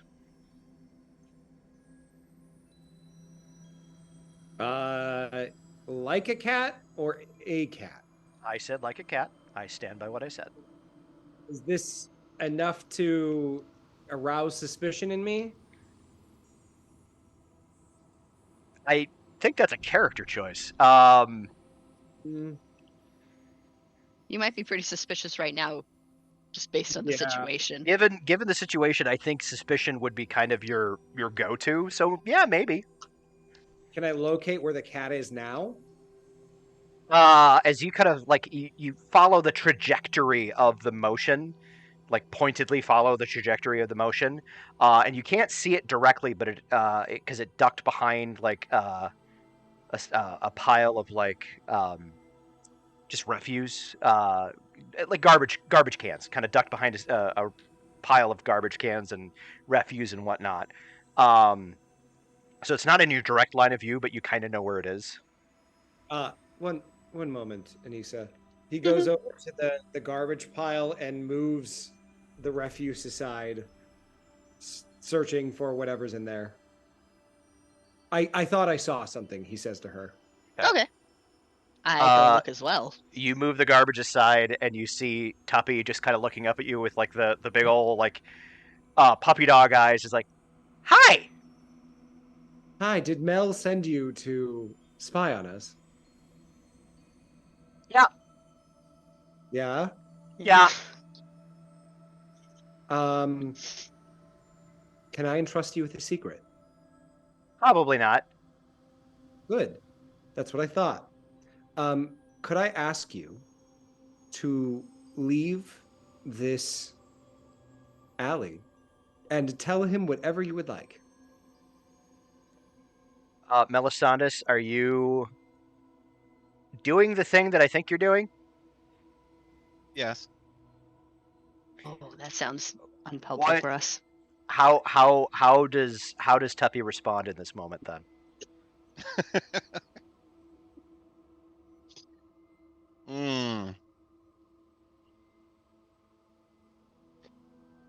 So he's Melisandus is going to kind of use the limited. Oh, well, let me double check what I can actually kind of send with that. Drawer. Okay, so I can communicate simple ideas, emotions, and images. I think so. Here's with the normal find familiar thing, you don't usually get an intelligent creature, at least like humanoid intelligence. So given that, I think we can go with like sending rules as far as this is concerned. So you can give an instruction because he is an intelligent creature. I think you can give an instruction of we'll go with, since it's not a second level spell that sending is, third or fourth, I don't know. We'll say that you have 10 words or less to communicate the idea that you need to communicate, and he can report back with 10 words or less.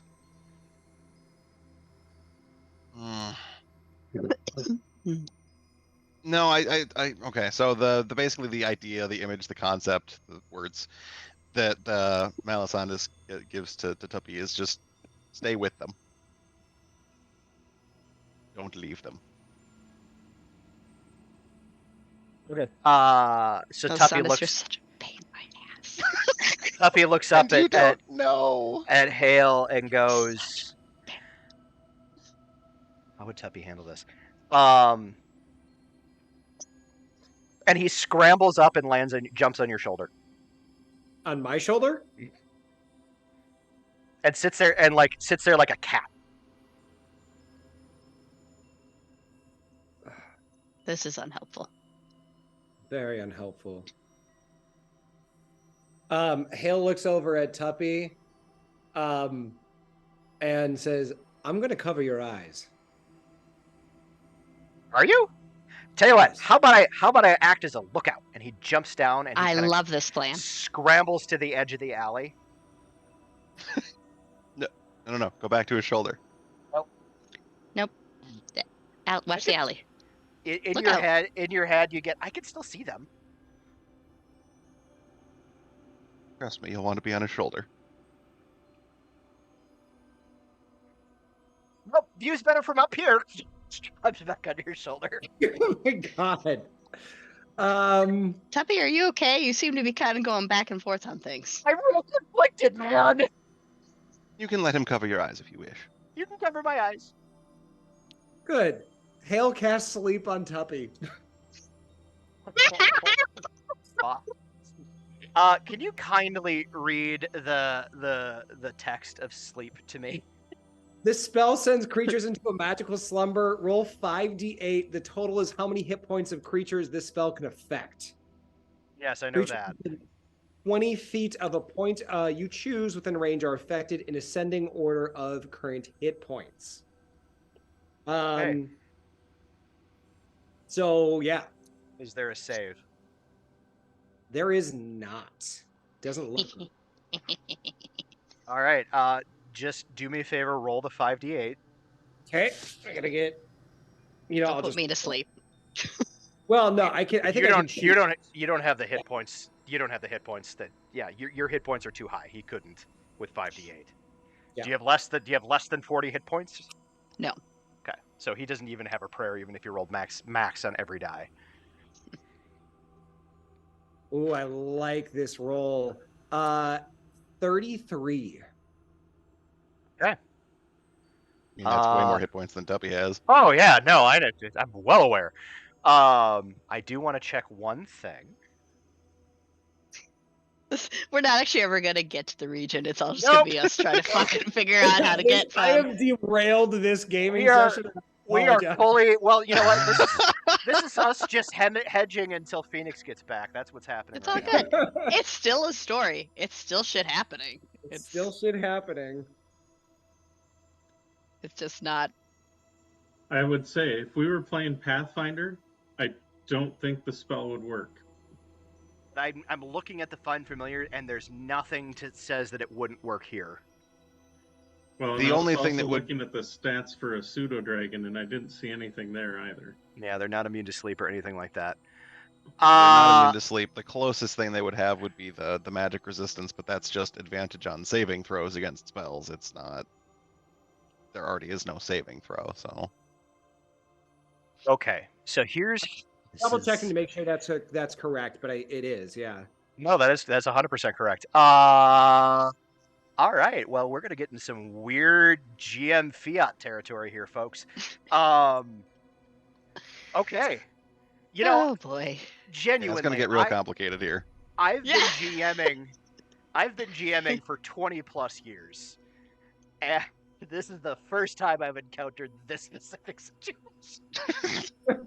This is a very unique situation.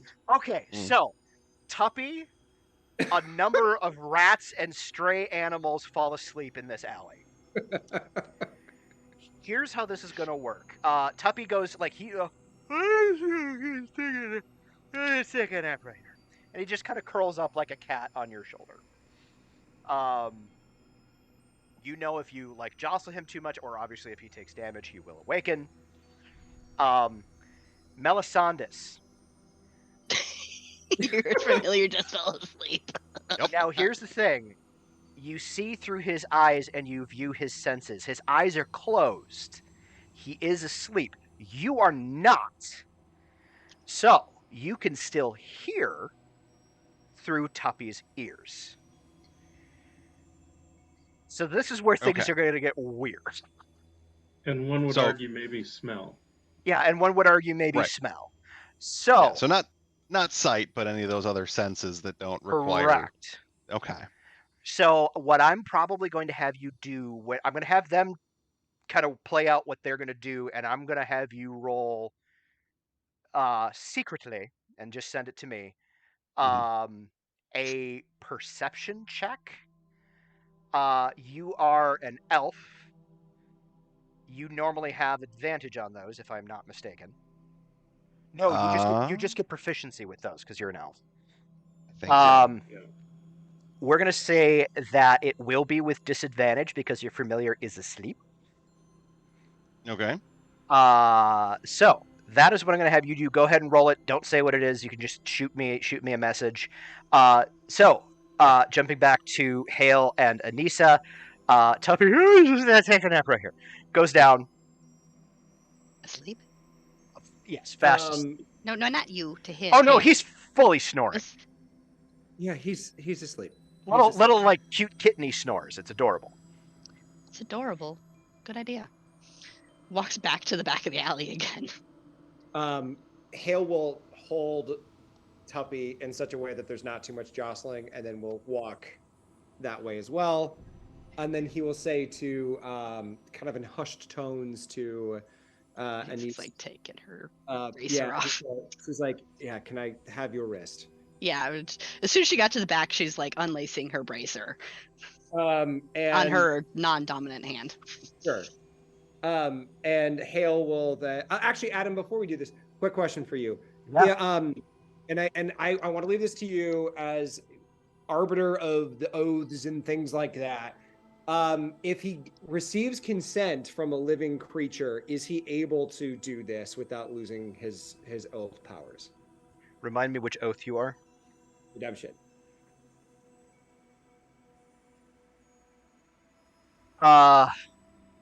This is a very gray area for you. Yeah. Oh. I don't know that Hale would know. Well, we'll find out, because I sure as hell don't want to do it on some unsuspecting SOB. Hale will start. Yeah, this is much better. Actually, you know what? I will give you this. You may make a religion check. You are unfortunately still with disadvantage because you are still exhausted and your brain is not working the way you would want it to. And the other one fell off, so I'm gonna have to redo that. 12. Yeah, I don't think you know. This is like real like highbrow, high level like loophole bullshit. Yeah. It's not like it's anything you've tried before. Yeah. Nope. So with consent, you don't know. You think there might be a little bit of wiggle room there, but it is still subsisting off of the blood of another living sentient creature. But it is freely given, so like technically, like the blood that you used from the shop was also freely given. Yeah. So it's kind of that's the mental gymnastics your brain is going through right now. He will ask, is this something that you consent to doing? He will explicitly ask. Yes. Free and willingly, without coercion. Hale will then nod, take your wrist, and start drawing blood, dealing... She says, ouch. Dealing 6 points of damage. Quietly. Max damage. Hale now has, is it half or total? I think it's total for his fang attack. I gotta double check this. Okay, yeah, all right, cool. And 6 points of damage. His bloodlust starts waning. Again, takes a little bit, but starts waning. And then puts his hand on your wrist and feels... Hold on. Sorry, go ahead. 1 second. Look, I was just gonna do that too with both paladins. That's just gonna heal my shit. You start to drink her blood. Yeah. He's storylining you. You bite into her wrist and you start to feel the warm blood, and like, God, you hate so much, so much that it tastes amazing. Yeah. And there's that sort of like that intense self-loathing that you start to feel inside of yourself of you're doing the thing that you need to do to survive, or at least that you've, in terms of like addiction, you Yeah. doing the thing that you think you need to do to survive. In your case, it actually happens to be The true. thing I need. Yeah. And you fucking hate yourself for it, and that self-loathing kicks in, but it just tastes so fucking good. Make a wisdom saving throw. I don't have disadvantage on this. No, you do Ah. not. I am side note watching the opening of the alley. All while we're right. doing the thing. 25. Okay. You Ha every ounce of that creature inside of you is screaming at you to just keep going, to just keep drinking. It's so good. It would be so good to just succumb, but your long years of discipline and regulation and practice have taught you self-restraint. And you pull back, and one of you casts lay on hands or something. I don't fucking know. I'll do it. I was the one that dealt the damage. I'll do the thing. So he puts That's fine. his hand on your wrist and heals that damage dealt to you. So You know I was going to do that anyway. yes, but She says back to him. He says yes, but I was the one who did this to you. And My only complaint is, ouch. She's now checking to make sure his face is clean.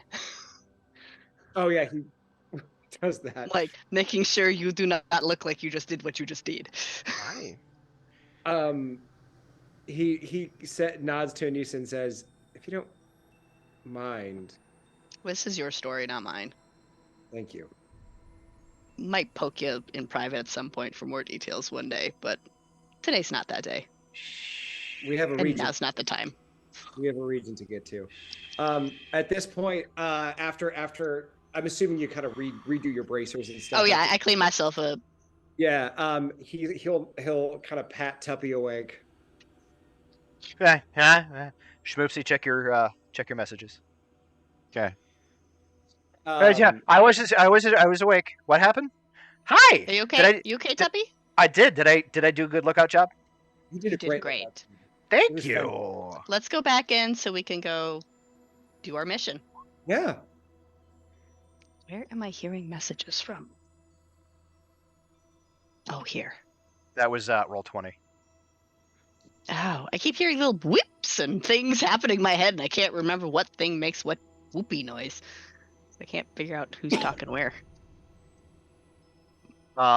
So yeah, you walk back into the building. Chapel and Melisandus. Well, Melisandus, you're busy. Chapel, are you just chilling? Yeah. Uh, I can't go do the thing on my own because I need an elf. I need an adultier adult. Not an well. I need an elf, technically but like an adult elfier elf. But I need an elf in order to accomplish our next step. And right now he's sitting there Doing whatever he's doing. doing whatever he's doing, meditating. And Yeah, it as kind of far looks as like the he's other just two, really enjoying that cup of coffee. He's like staring It's empty. contemplatively into it. Sorry. yeah, as far as the other two, just kind of waiting for them to be done doing whatever they're doing. And maybe making some mental notes to ask afterwards. At a more appropriate time.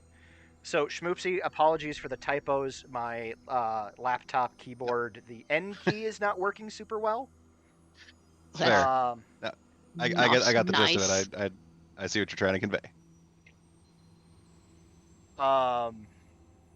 Yeah, I actually have an external keyboard that I use, but I only have so many USB slots, and I have to run the headphones and the camera as well as my mouse. Right. So I have to choose something to go away, and I need my mouse for things. Also, I just gotta point out, Adam, your cats are roughhousing behind you, and it's really cute. Yeah.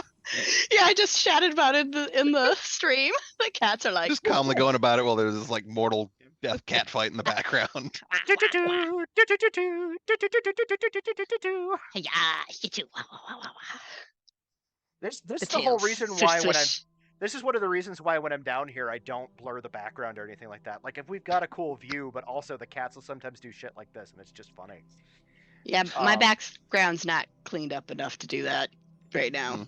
There's a Yeah. clip. There's a clip over on Epic Realms of me running Nick through 5e or something like that. And in the middle of a sentence, Yasha jumps up on the table with a sock in her mouth. And she starts Oh, wrestling what? it in the background. Yeah. She loves socks. Ah.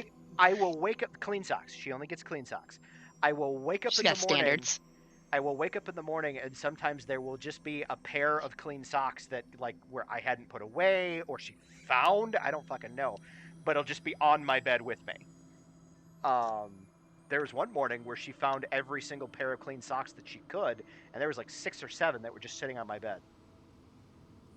That's pretty funny. The damn cat likes socks. I don't know, but That's weird, but cute. very Yeah. cute. Also, this lantern, for anybody wondering, it's electric. Mm-hmm. So like if they touch it, if they nose at it or anything like that, Yes. Yes, they're not gonna catch on fire. So literally nobody is listening to anything I'm saying right now. No, because it's electric songs going in our heads now. Yeah, Wiki, pretty wiki, much. wiki. Anyway, so Hale and Anissa go back inside. Melisandus stops staring contemplatively into his coffee mug. We now have bring Tuppy back with us. Yeah, Puppy's still on my shoulder, right? Yeah. 100% still on your shoulder. Yep. Cool. That looked out good. He did. He did a fantastic job. Indeed. Stan proudly puffs out his little dragony chest. Tuppy, can I scratchy scratch at your like necky would be ears region? Well, yeah. Like he does that like the cats do when you start with the head scratches where you just got headbutts into your hand.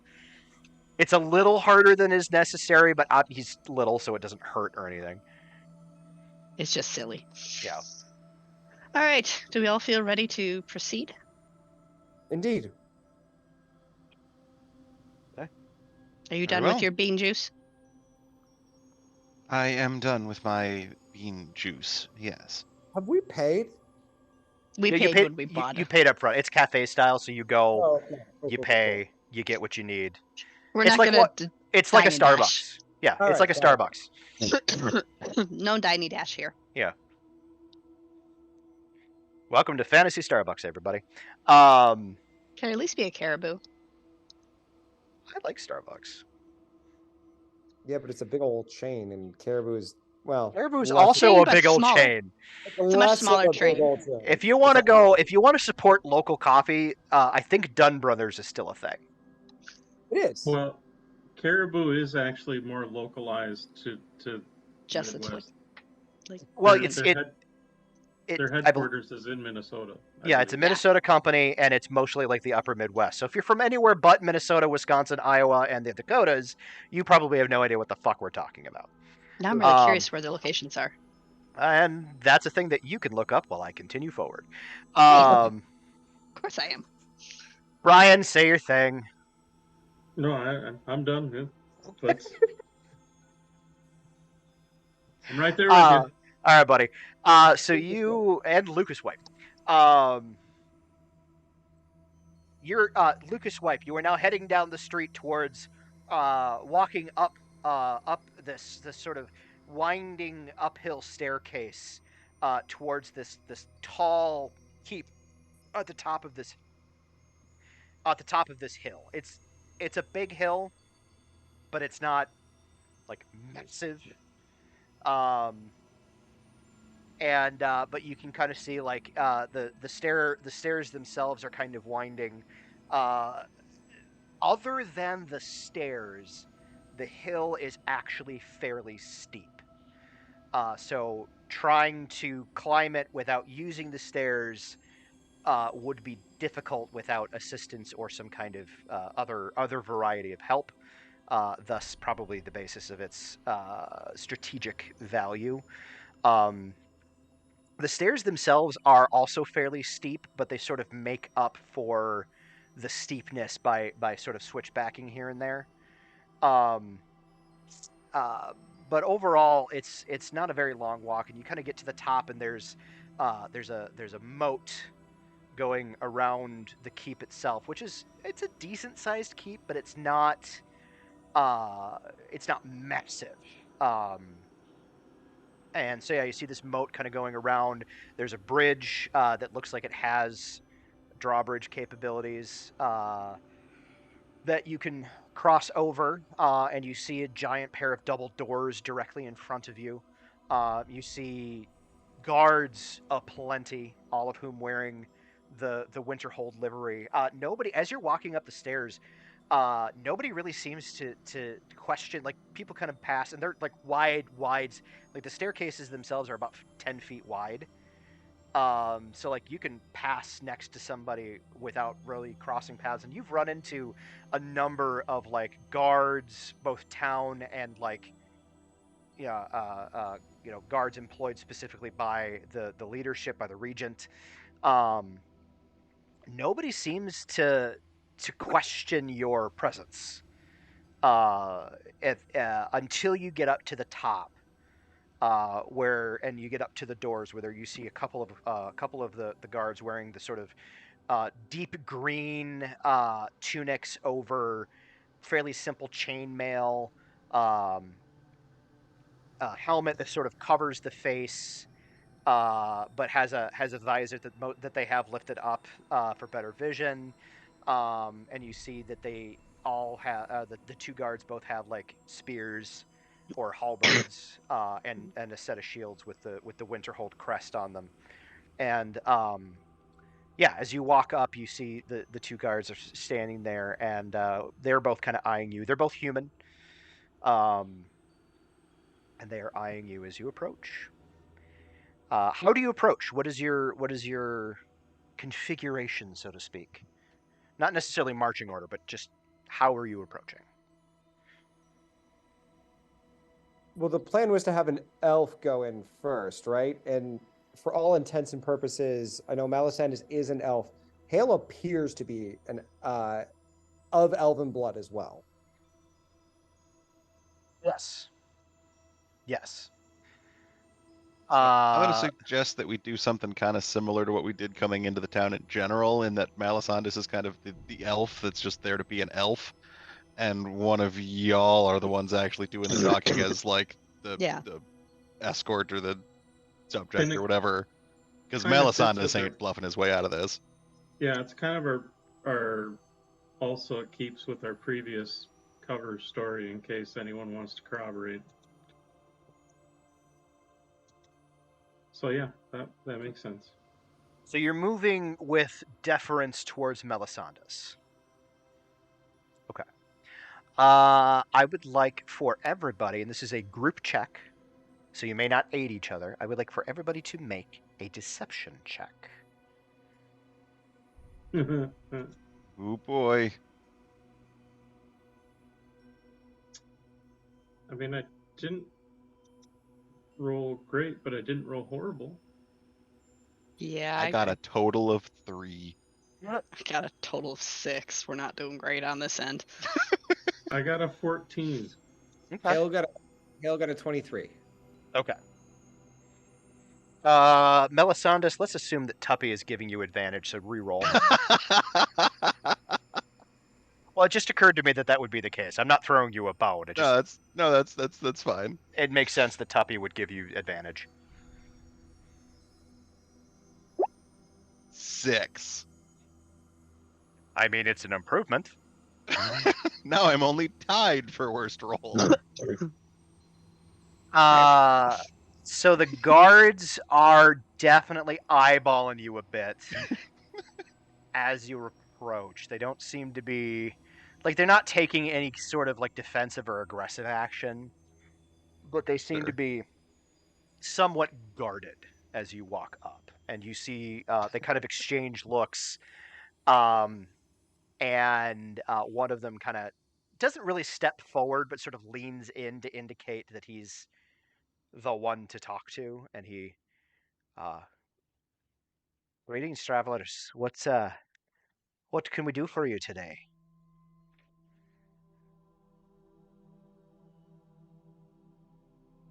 Oh, one of us needs to talk now. Somebody's got to say something. Above the Cricket. table, I want to make sure David understands the plan. The plan is to go to the regent under to present this paperwork under the guise of what again?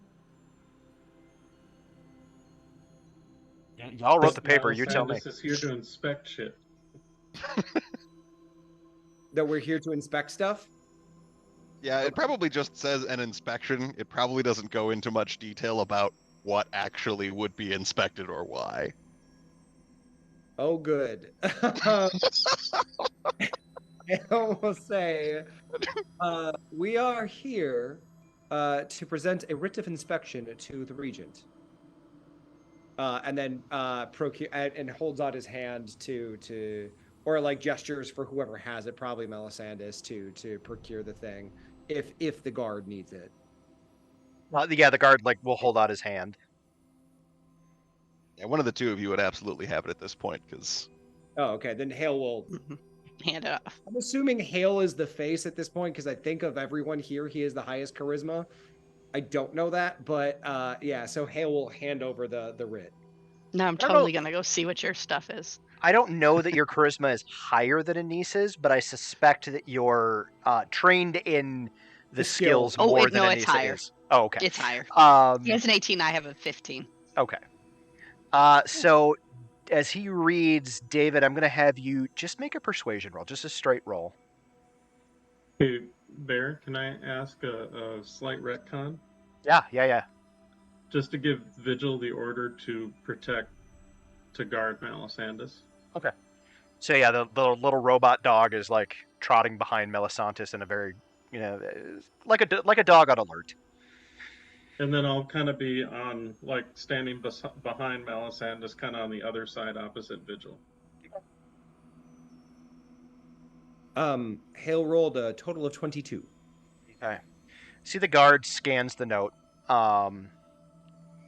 and he kind of, once again, sort of this, he was eyeballing the whole group, but this time he kind of seems to focus in on Melisandus. Right. Well, the regent is inside. If you'll have to present this to her. But he hands you the paper back. He looks over at the other guy, and they both kind of grab hold of the doors and pull it open for you. And you are given access to the keep. You see it opens up into a large sort of looks like meeting chamber, sort of vaguely mead hall-esque. So large kind of central room. There's directly in front of you, there's sort of a foyer opening, and then there's kind of running up the center, there's a series of steps.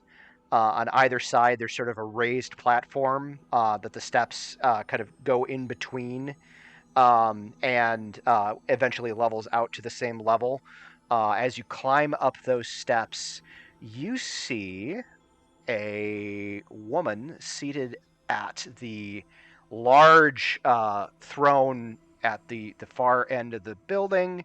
I sent her in chat. I will add her to be seen by our lovely people on stream. She's a tall, reasonably attractive woman, sort of on the early end of middle years, long blonde hair, wearing fairly fancy duds, fancy clothing. Regent. She is regent. And a circlet upon her brow.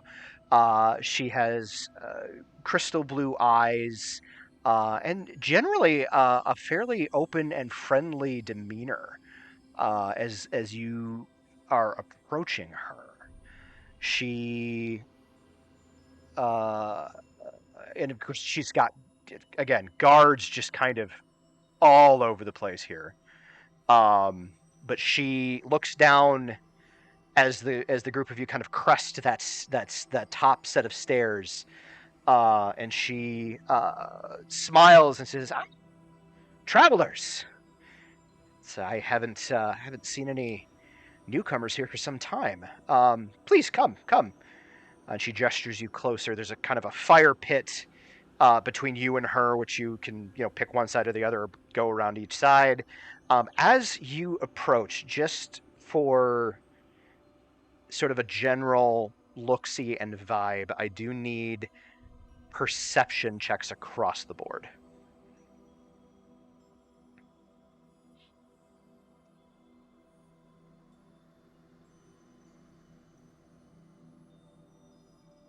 Oh, you're muted. Could I roll better? Seriously. D&D Beyond just wants to fucking off me. I think I spent all my good rolls making sure Anissa didn't know I was messing with her. Now do you regret your choices? Not a single bit. I didn't figure. Oh, Chapel, you're gonna save us. I rolled okay. I got a 12 on the die, total of 16. But Chapel's gonna carry this one. Okay. Thank you, Chapel. Just as a so I am using the roller on D&D Beyond, and apparently when you roll a 20, the large red dragon comes and eats your die and then like runs off the screen. Depends on what dice set you're using, but yeah, there's a couple of them with fun Yes. animations on the I would need to change my 20s. dice set. I'm totally using the freebie Honor Among Thieves dice set, which is very cool looking.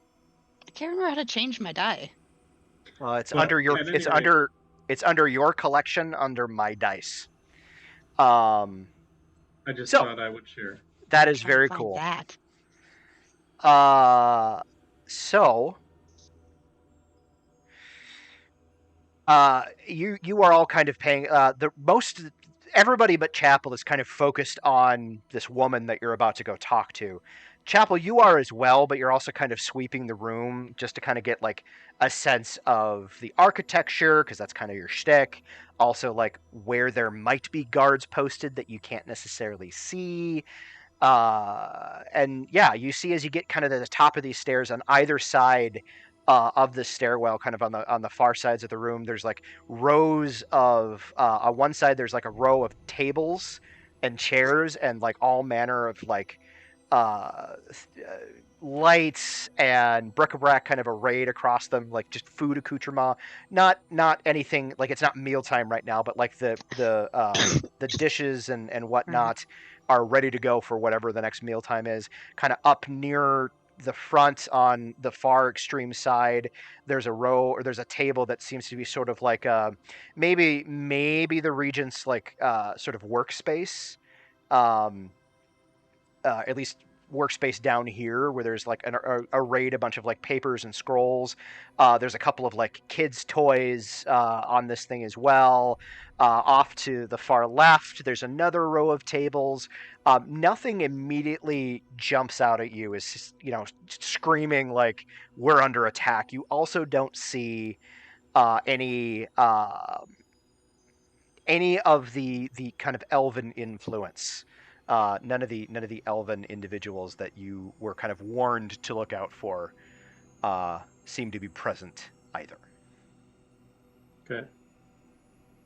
But yeah, so you move up to the regent as she has beckoned you, and as you approach, she stands and has kind of a wide grin. She is royalty, so she's waiting for you to approach her. Well, royalty. She is the regent, so she is waiting for you to approach her, but she does not shy away from you in any way, shape, or form. And as you get close enough to kind of more acutely or more directly address without like raising her voice, she says, "Ah, thank you for. Please come. Tell me what brings you to Winterhold."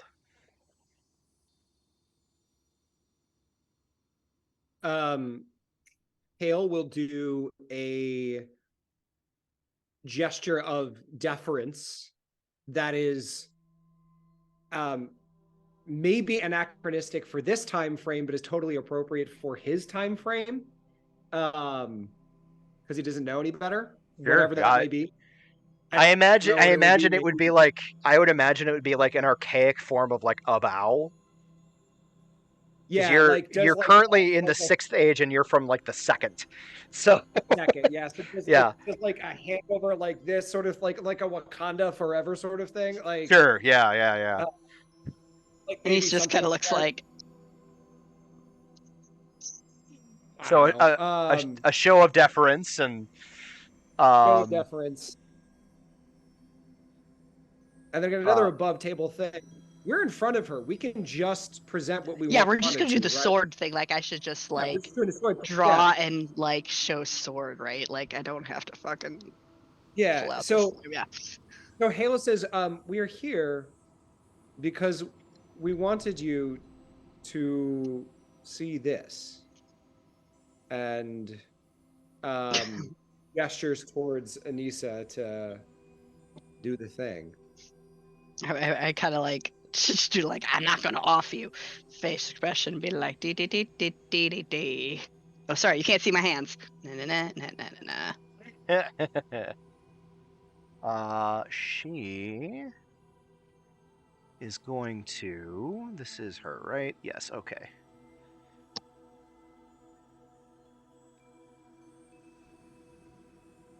She sees you pull out the weapon. Mm-hmm. I hope she doesn't have someone kill me. Sheathed, Yeah, I like, imagine. Yeah, I'm like untie and like. Yeah.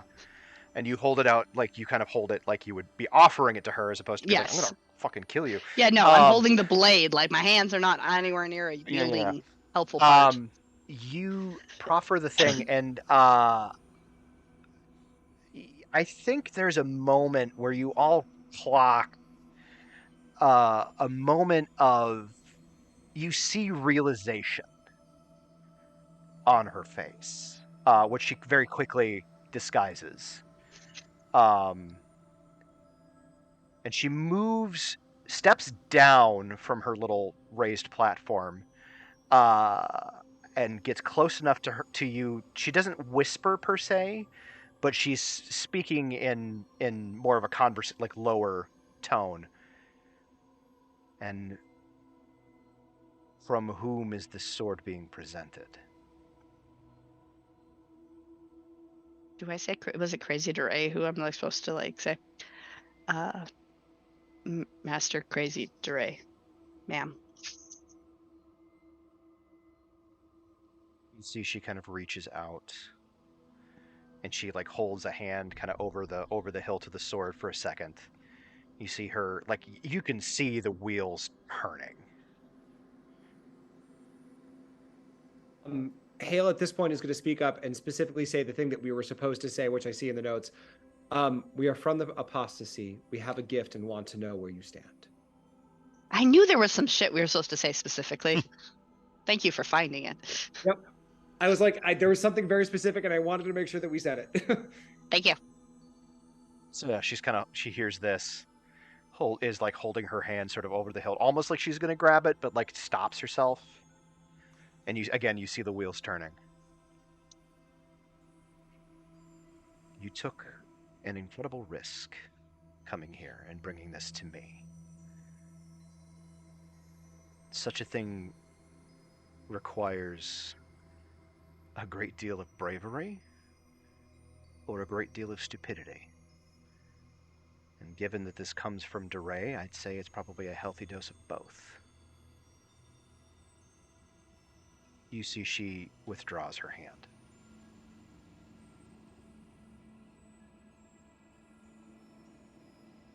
I cannot, in good conscience, accept this gift.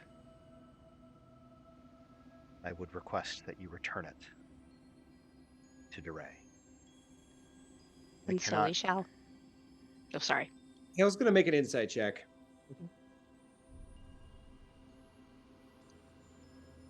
I wouldn't have interrupted her. I'm sorry. And that's fine.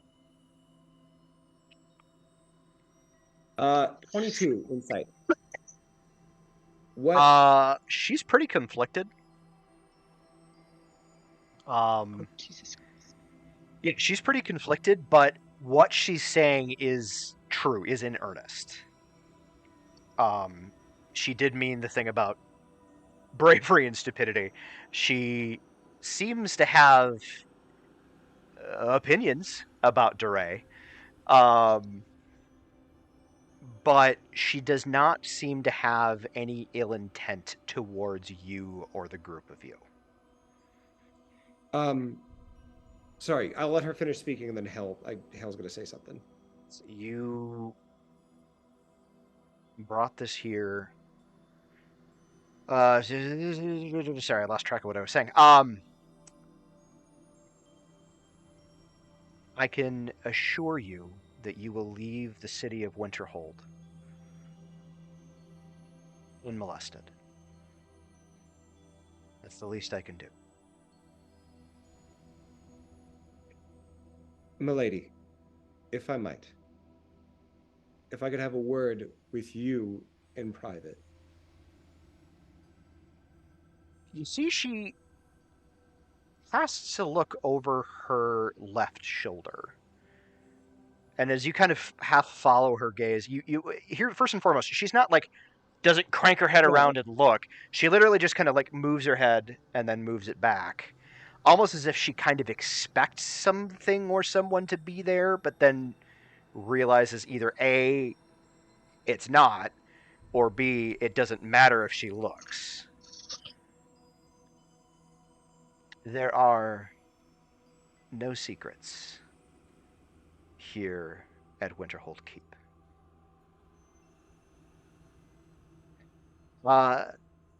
You all can make an insight check now.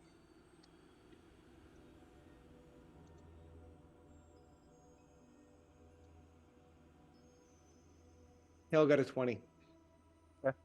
Not. Chapel got a 14. Anissa got a 15. Melisandus only got 12. I think everybody but Melisandus picks up on this. This is both a statement of fact and a warning.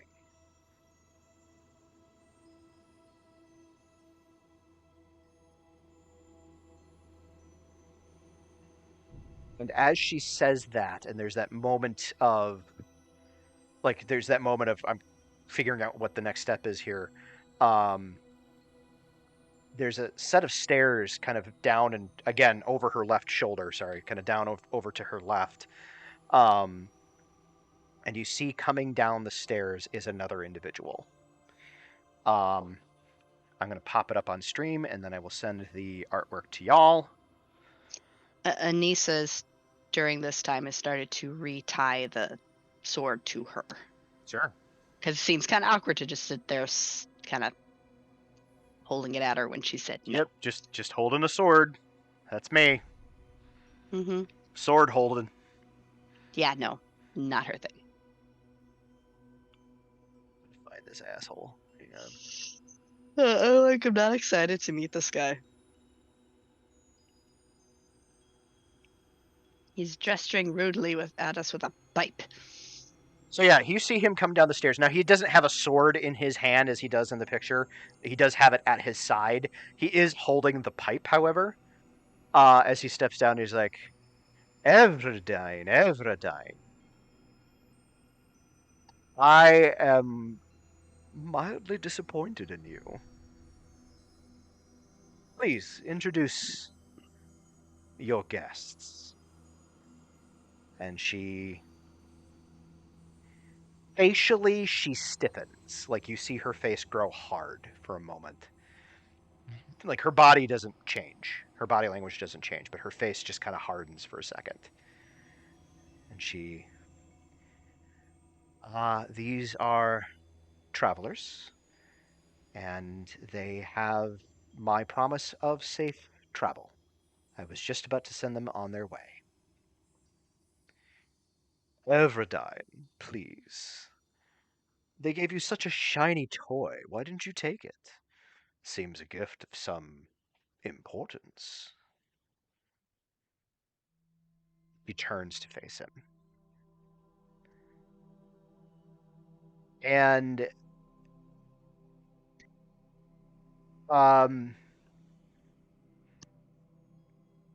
she turns to face him. I have been instructed to not take gifts from representatives of unknown. Sorry. I... Stupid cats. I have been instructed not to take gifts from individuals to whom I do not have allegiance. You see him kind of staring down at the lot of you. That's right, you have. Silly me, I forgot. Oh, I do so wish you hadn't promised them safe passage. I would love to question them, especially you. And he gestures with the pipe, probably, towards Melisandus. Yes, especially you. Still, it is a matter of honor that we keep our word, isn't it, Everdine? And she visibly bristles at this point, like, makes no attempt to hide it. It is, Marquis. Very well. He turns. While the Regent has the authority to offer you safe passage, her authority in this particular matter has its limits. You have safe passage out of Winterhold until sundown today. After that, it's a dangerous city. And he turns and he walks back up the stairs.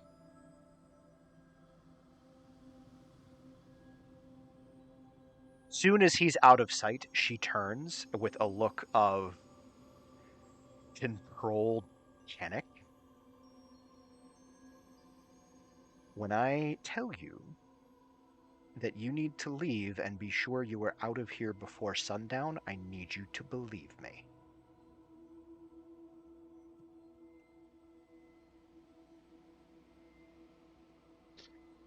Well, our mission here was fulfilled. I see no reason for us to dawdle. Anissa can't help but throw a look at Melisandus. What? Anissa's business is not done in this town. Wait, does Hale know what Anissa's business is? I don't know. We would have been traveling, so yeah. Yeah, well, he wasn't there, but you do have a memory of the travel. You know that there is a non-zero possibility that her husband is being held captive here.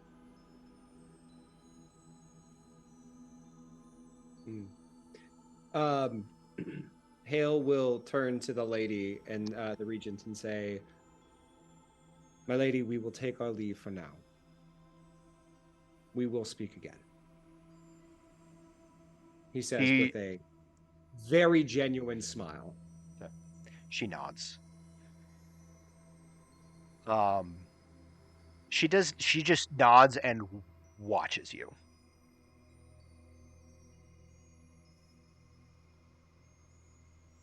Do you leave?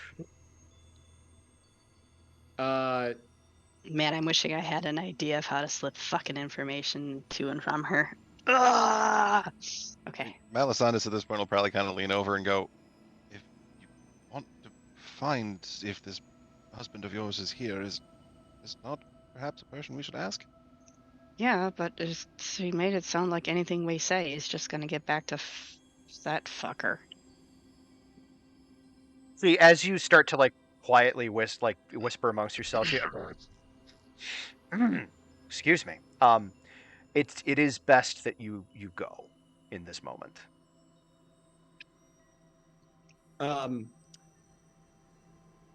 Hale will undo his backpack, pull out a bottle of awesome dwarven wine, and give it to the lady as a gift.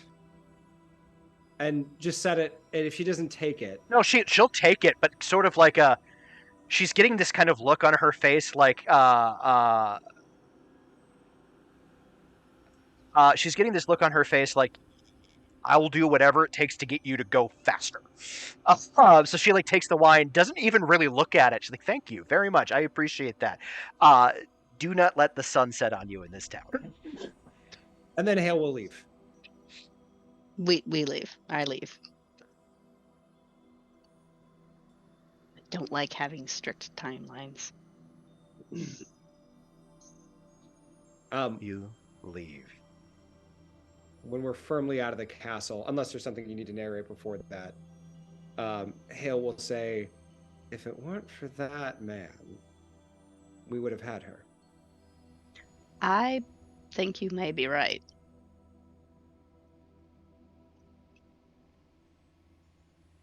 He seems like quite an evil fucker.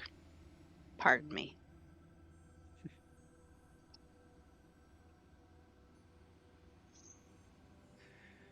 The quartet of you climb down the stairs.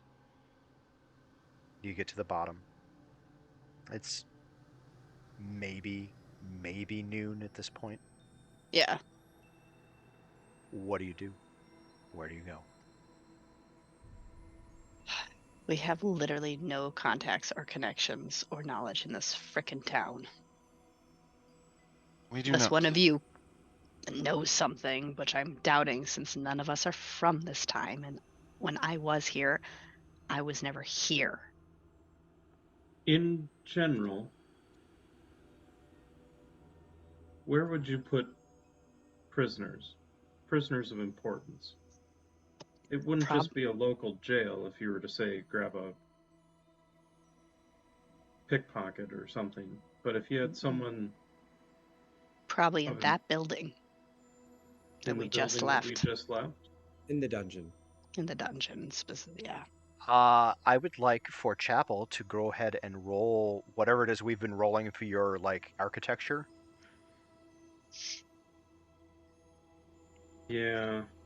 I think we were just doing a tool proficiency for that. So let's do Mason's tools. Let's just do int plus your proficiency. Okay. Well, the only reason why I ask, if I do tools, technically I have expertise with any tools. I don't know if that would matter. Yeah, go ahead and add your expertise in this. All right, so I'm just going to roll it like kind of like my Mason's tools, for lack of a better term. Perfect. Whoop. Ooh. And that was another big old dragon eating the die. That would be a 29. Nat 20. As soon as Anissa suggests that more than likely a high interest, a high value prisoner would be held within the walls of the castle, Chapel, the wheels, maybe literally, you are warforged. The wheels in your head start turning, and you just from an architectural standpoint, you're thinking about the area that would be the most difficult for a prisoner to escape from within the building, using your sort of knowledge of architecture and all this stuff. And you recognize that there had, as you were walking in, there had been stairs going down. The sort of deeper in the castle you can get, the harder it would be to leave from unnoticed. And you sort of going with that idea, glancing over your shoulder at sort of the shape and form of the building, you actually have a pretty good idea of if there is dungeons here, where they would be located.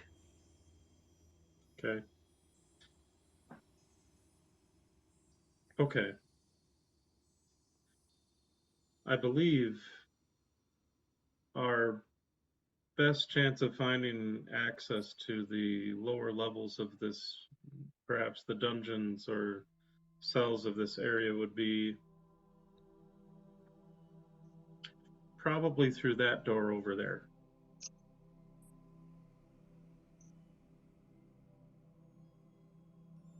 High noon is really not the best time for these clandestine adventures. To that Well, end, I would like everybody to make a perception roll, please.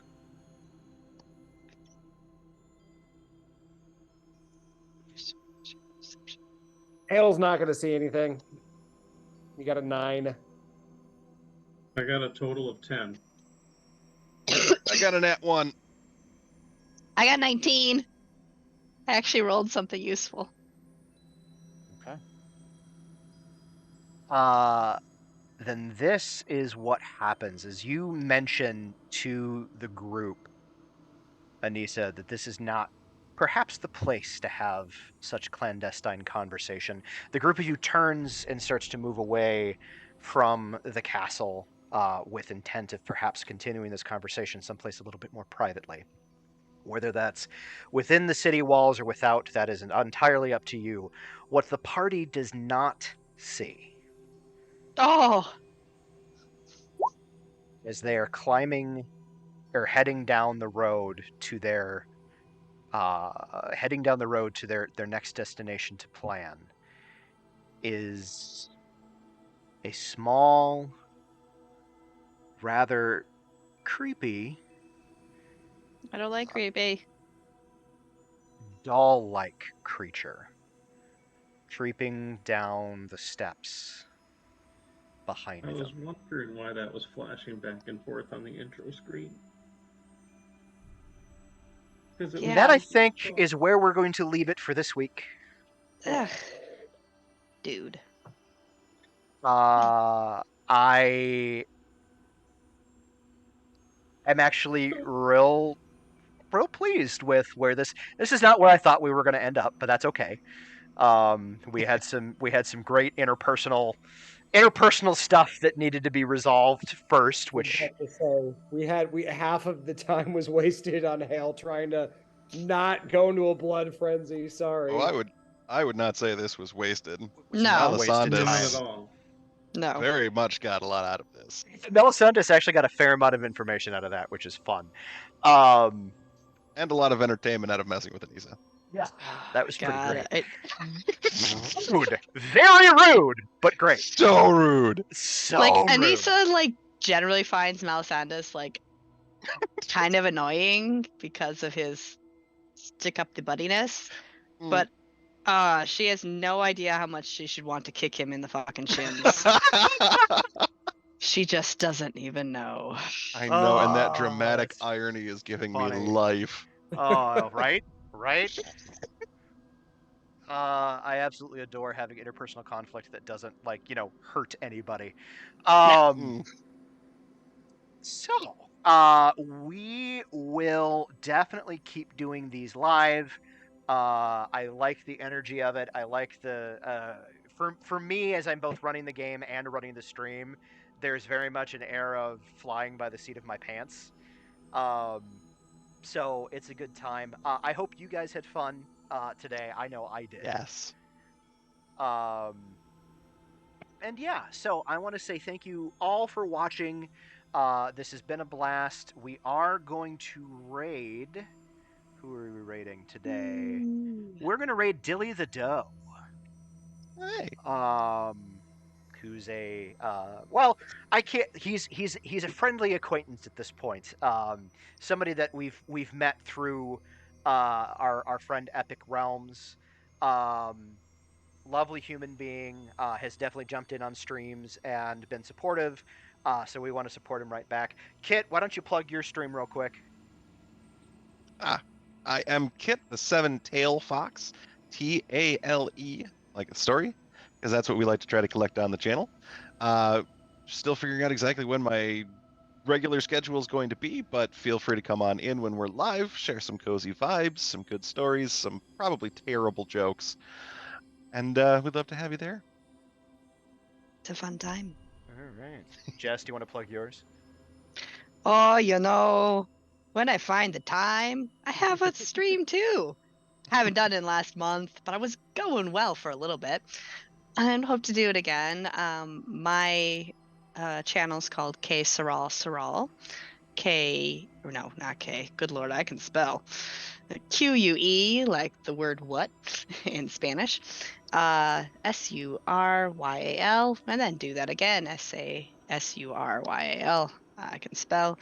I am just doing a lot of random games, jabbering away, and kind of having fun with it. I have goals of running I Am Fish. I got that game, and I would like to try to do it start from finish, and fail miserably multiple times along the way. Try not to kill my fish too much. And other fun, silly games like that. Excellent. Well, friends, thank you for joining us. We're about to raid Dilly the Doe. I'm going to start that. You all are wonderful. We will announce when we go back live again reasonably soon. We love you. Take care. Farewell.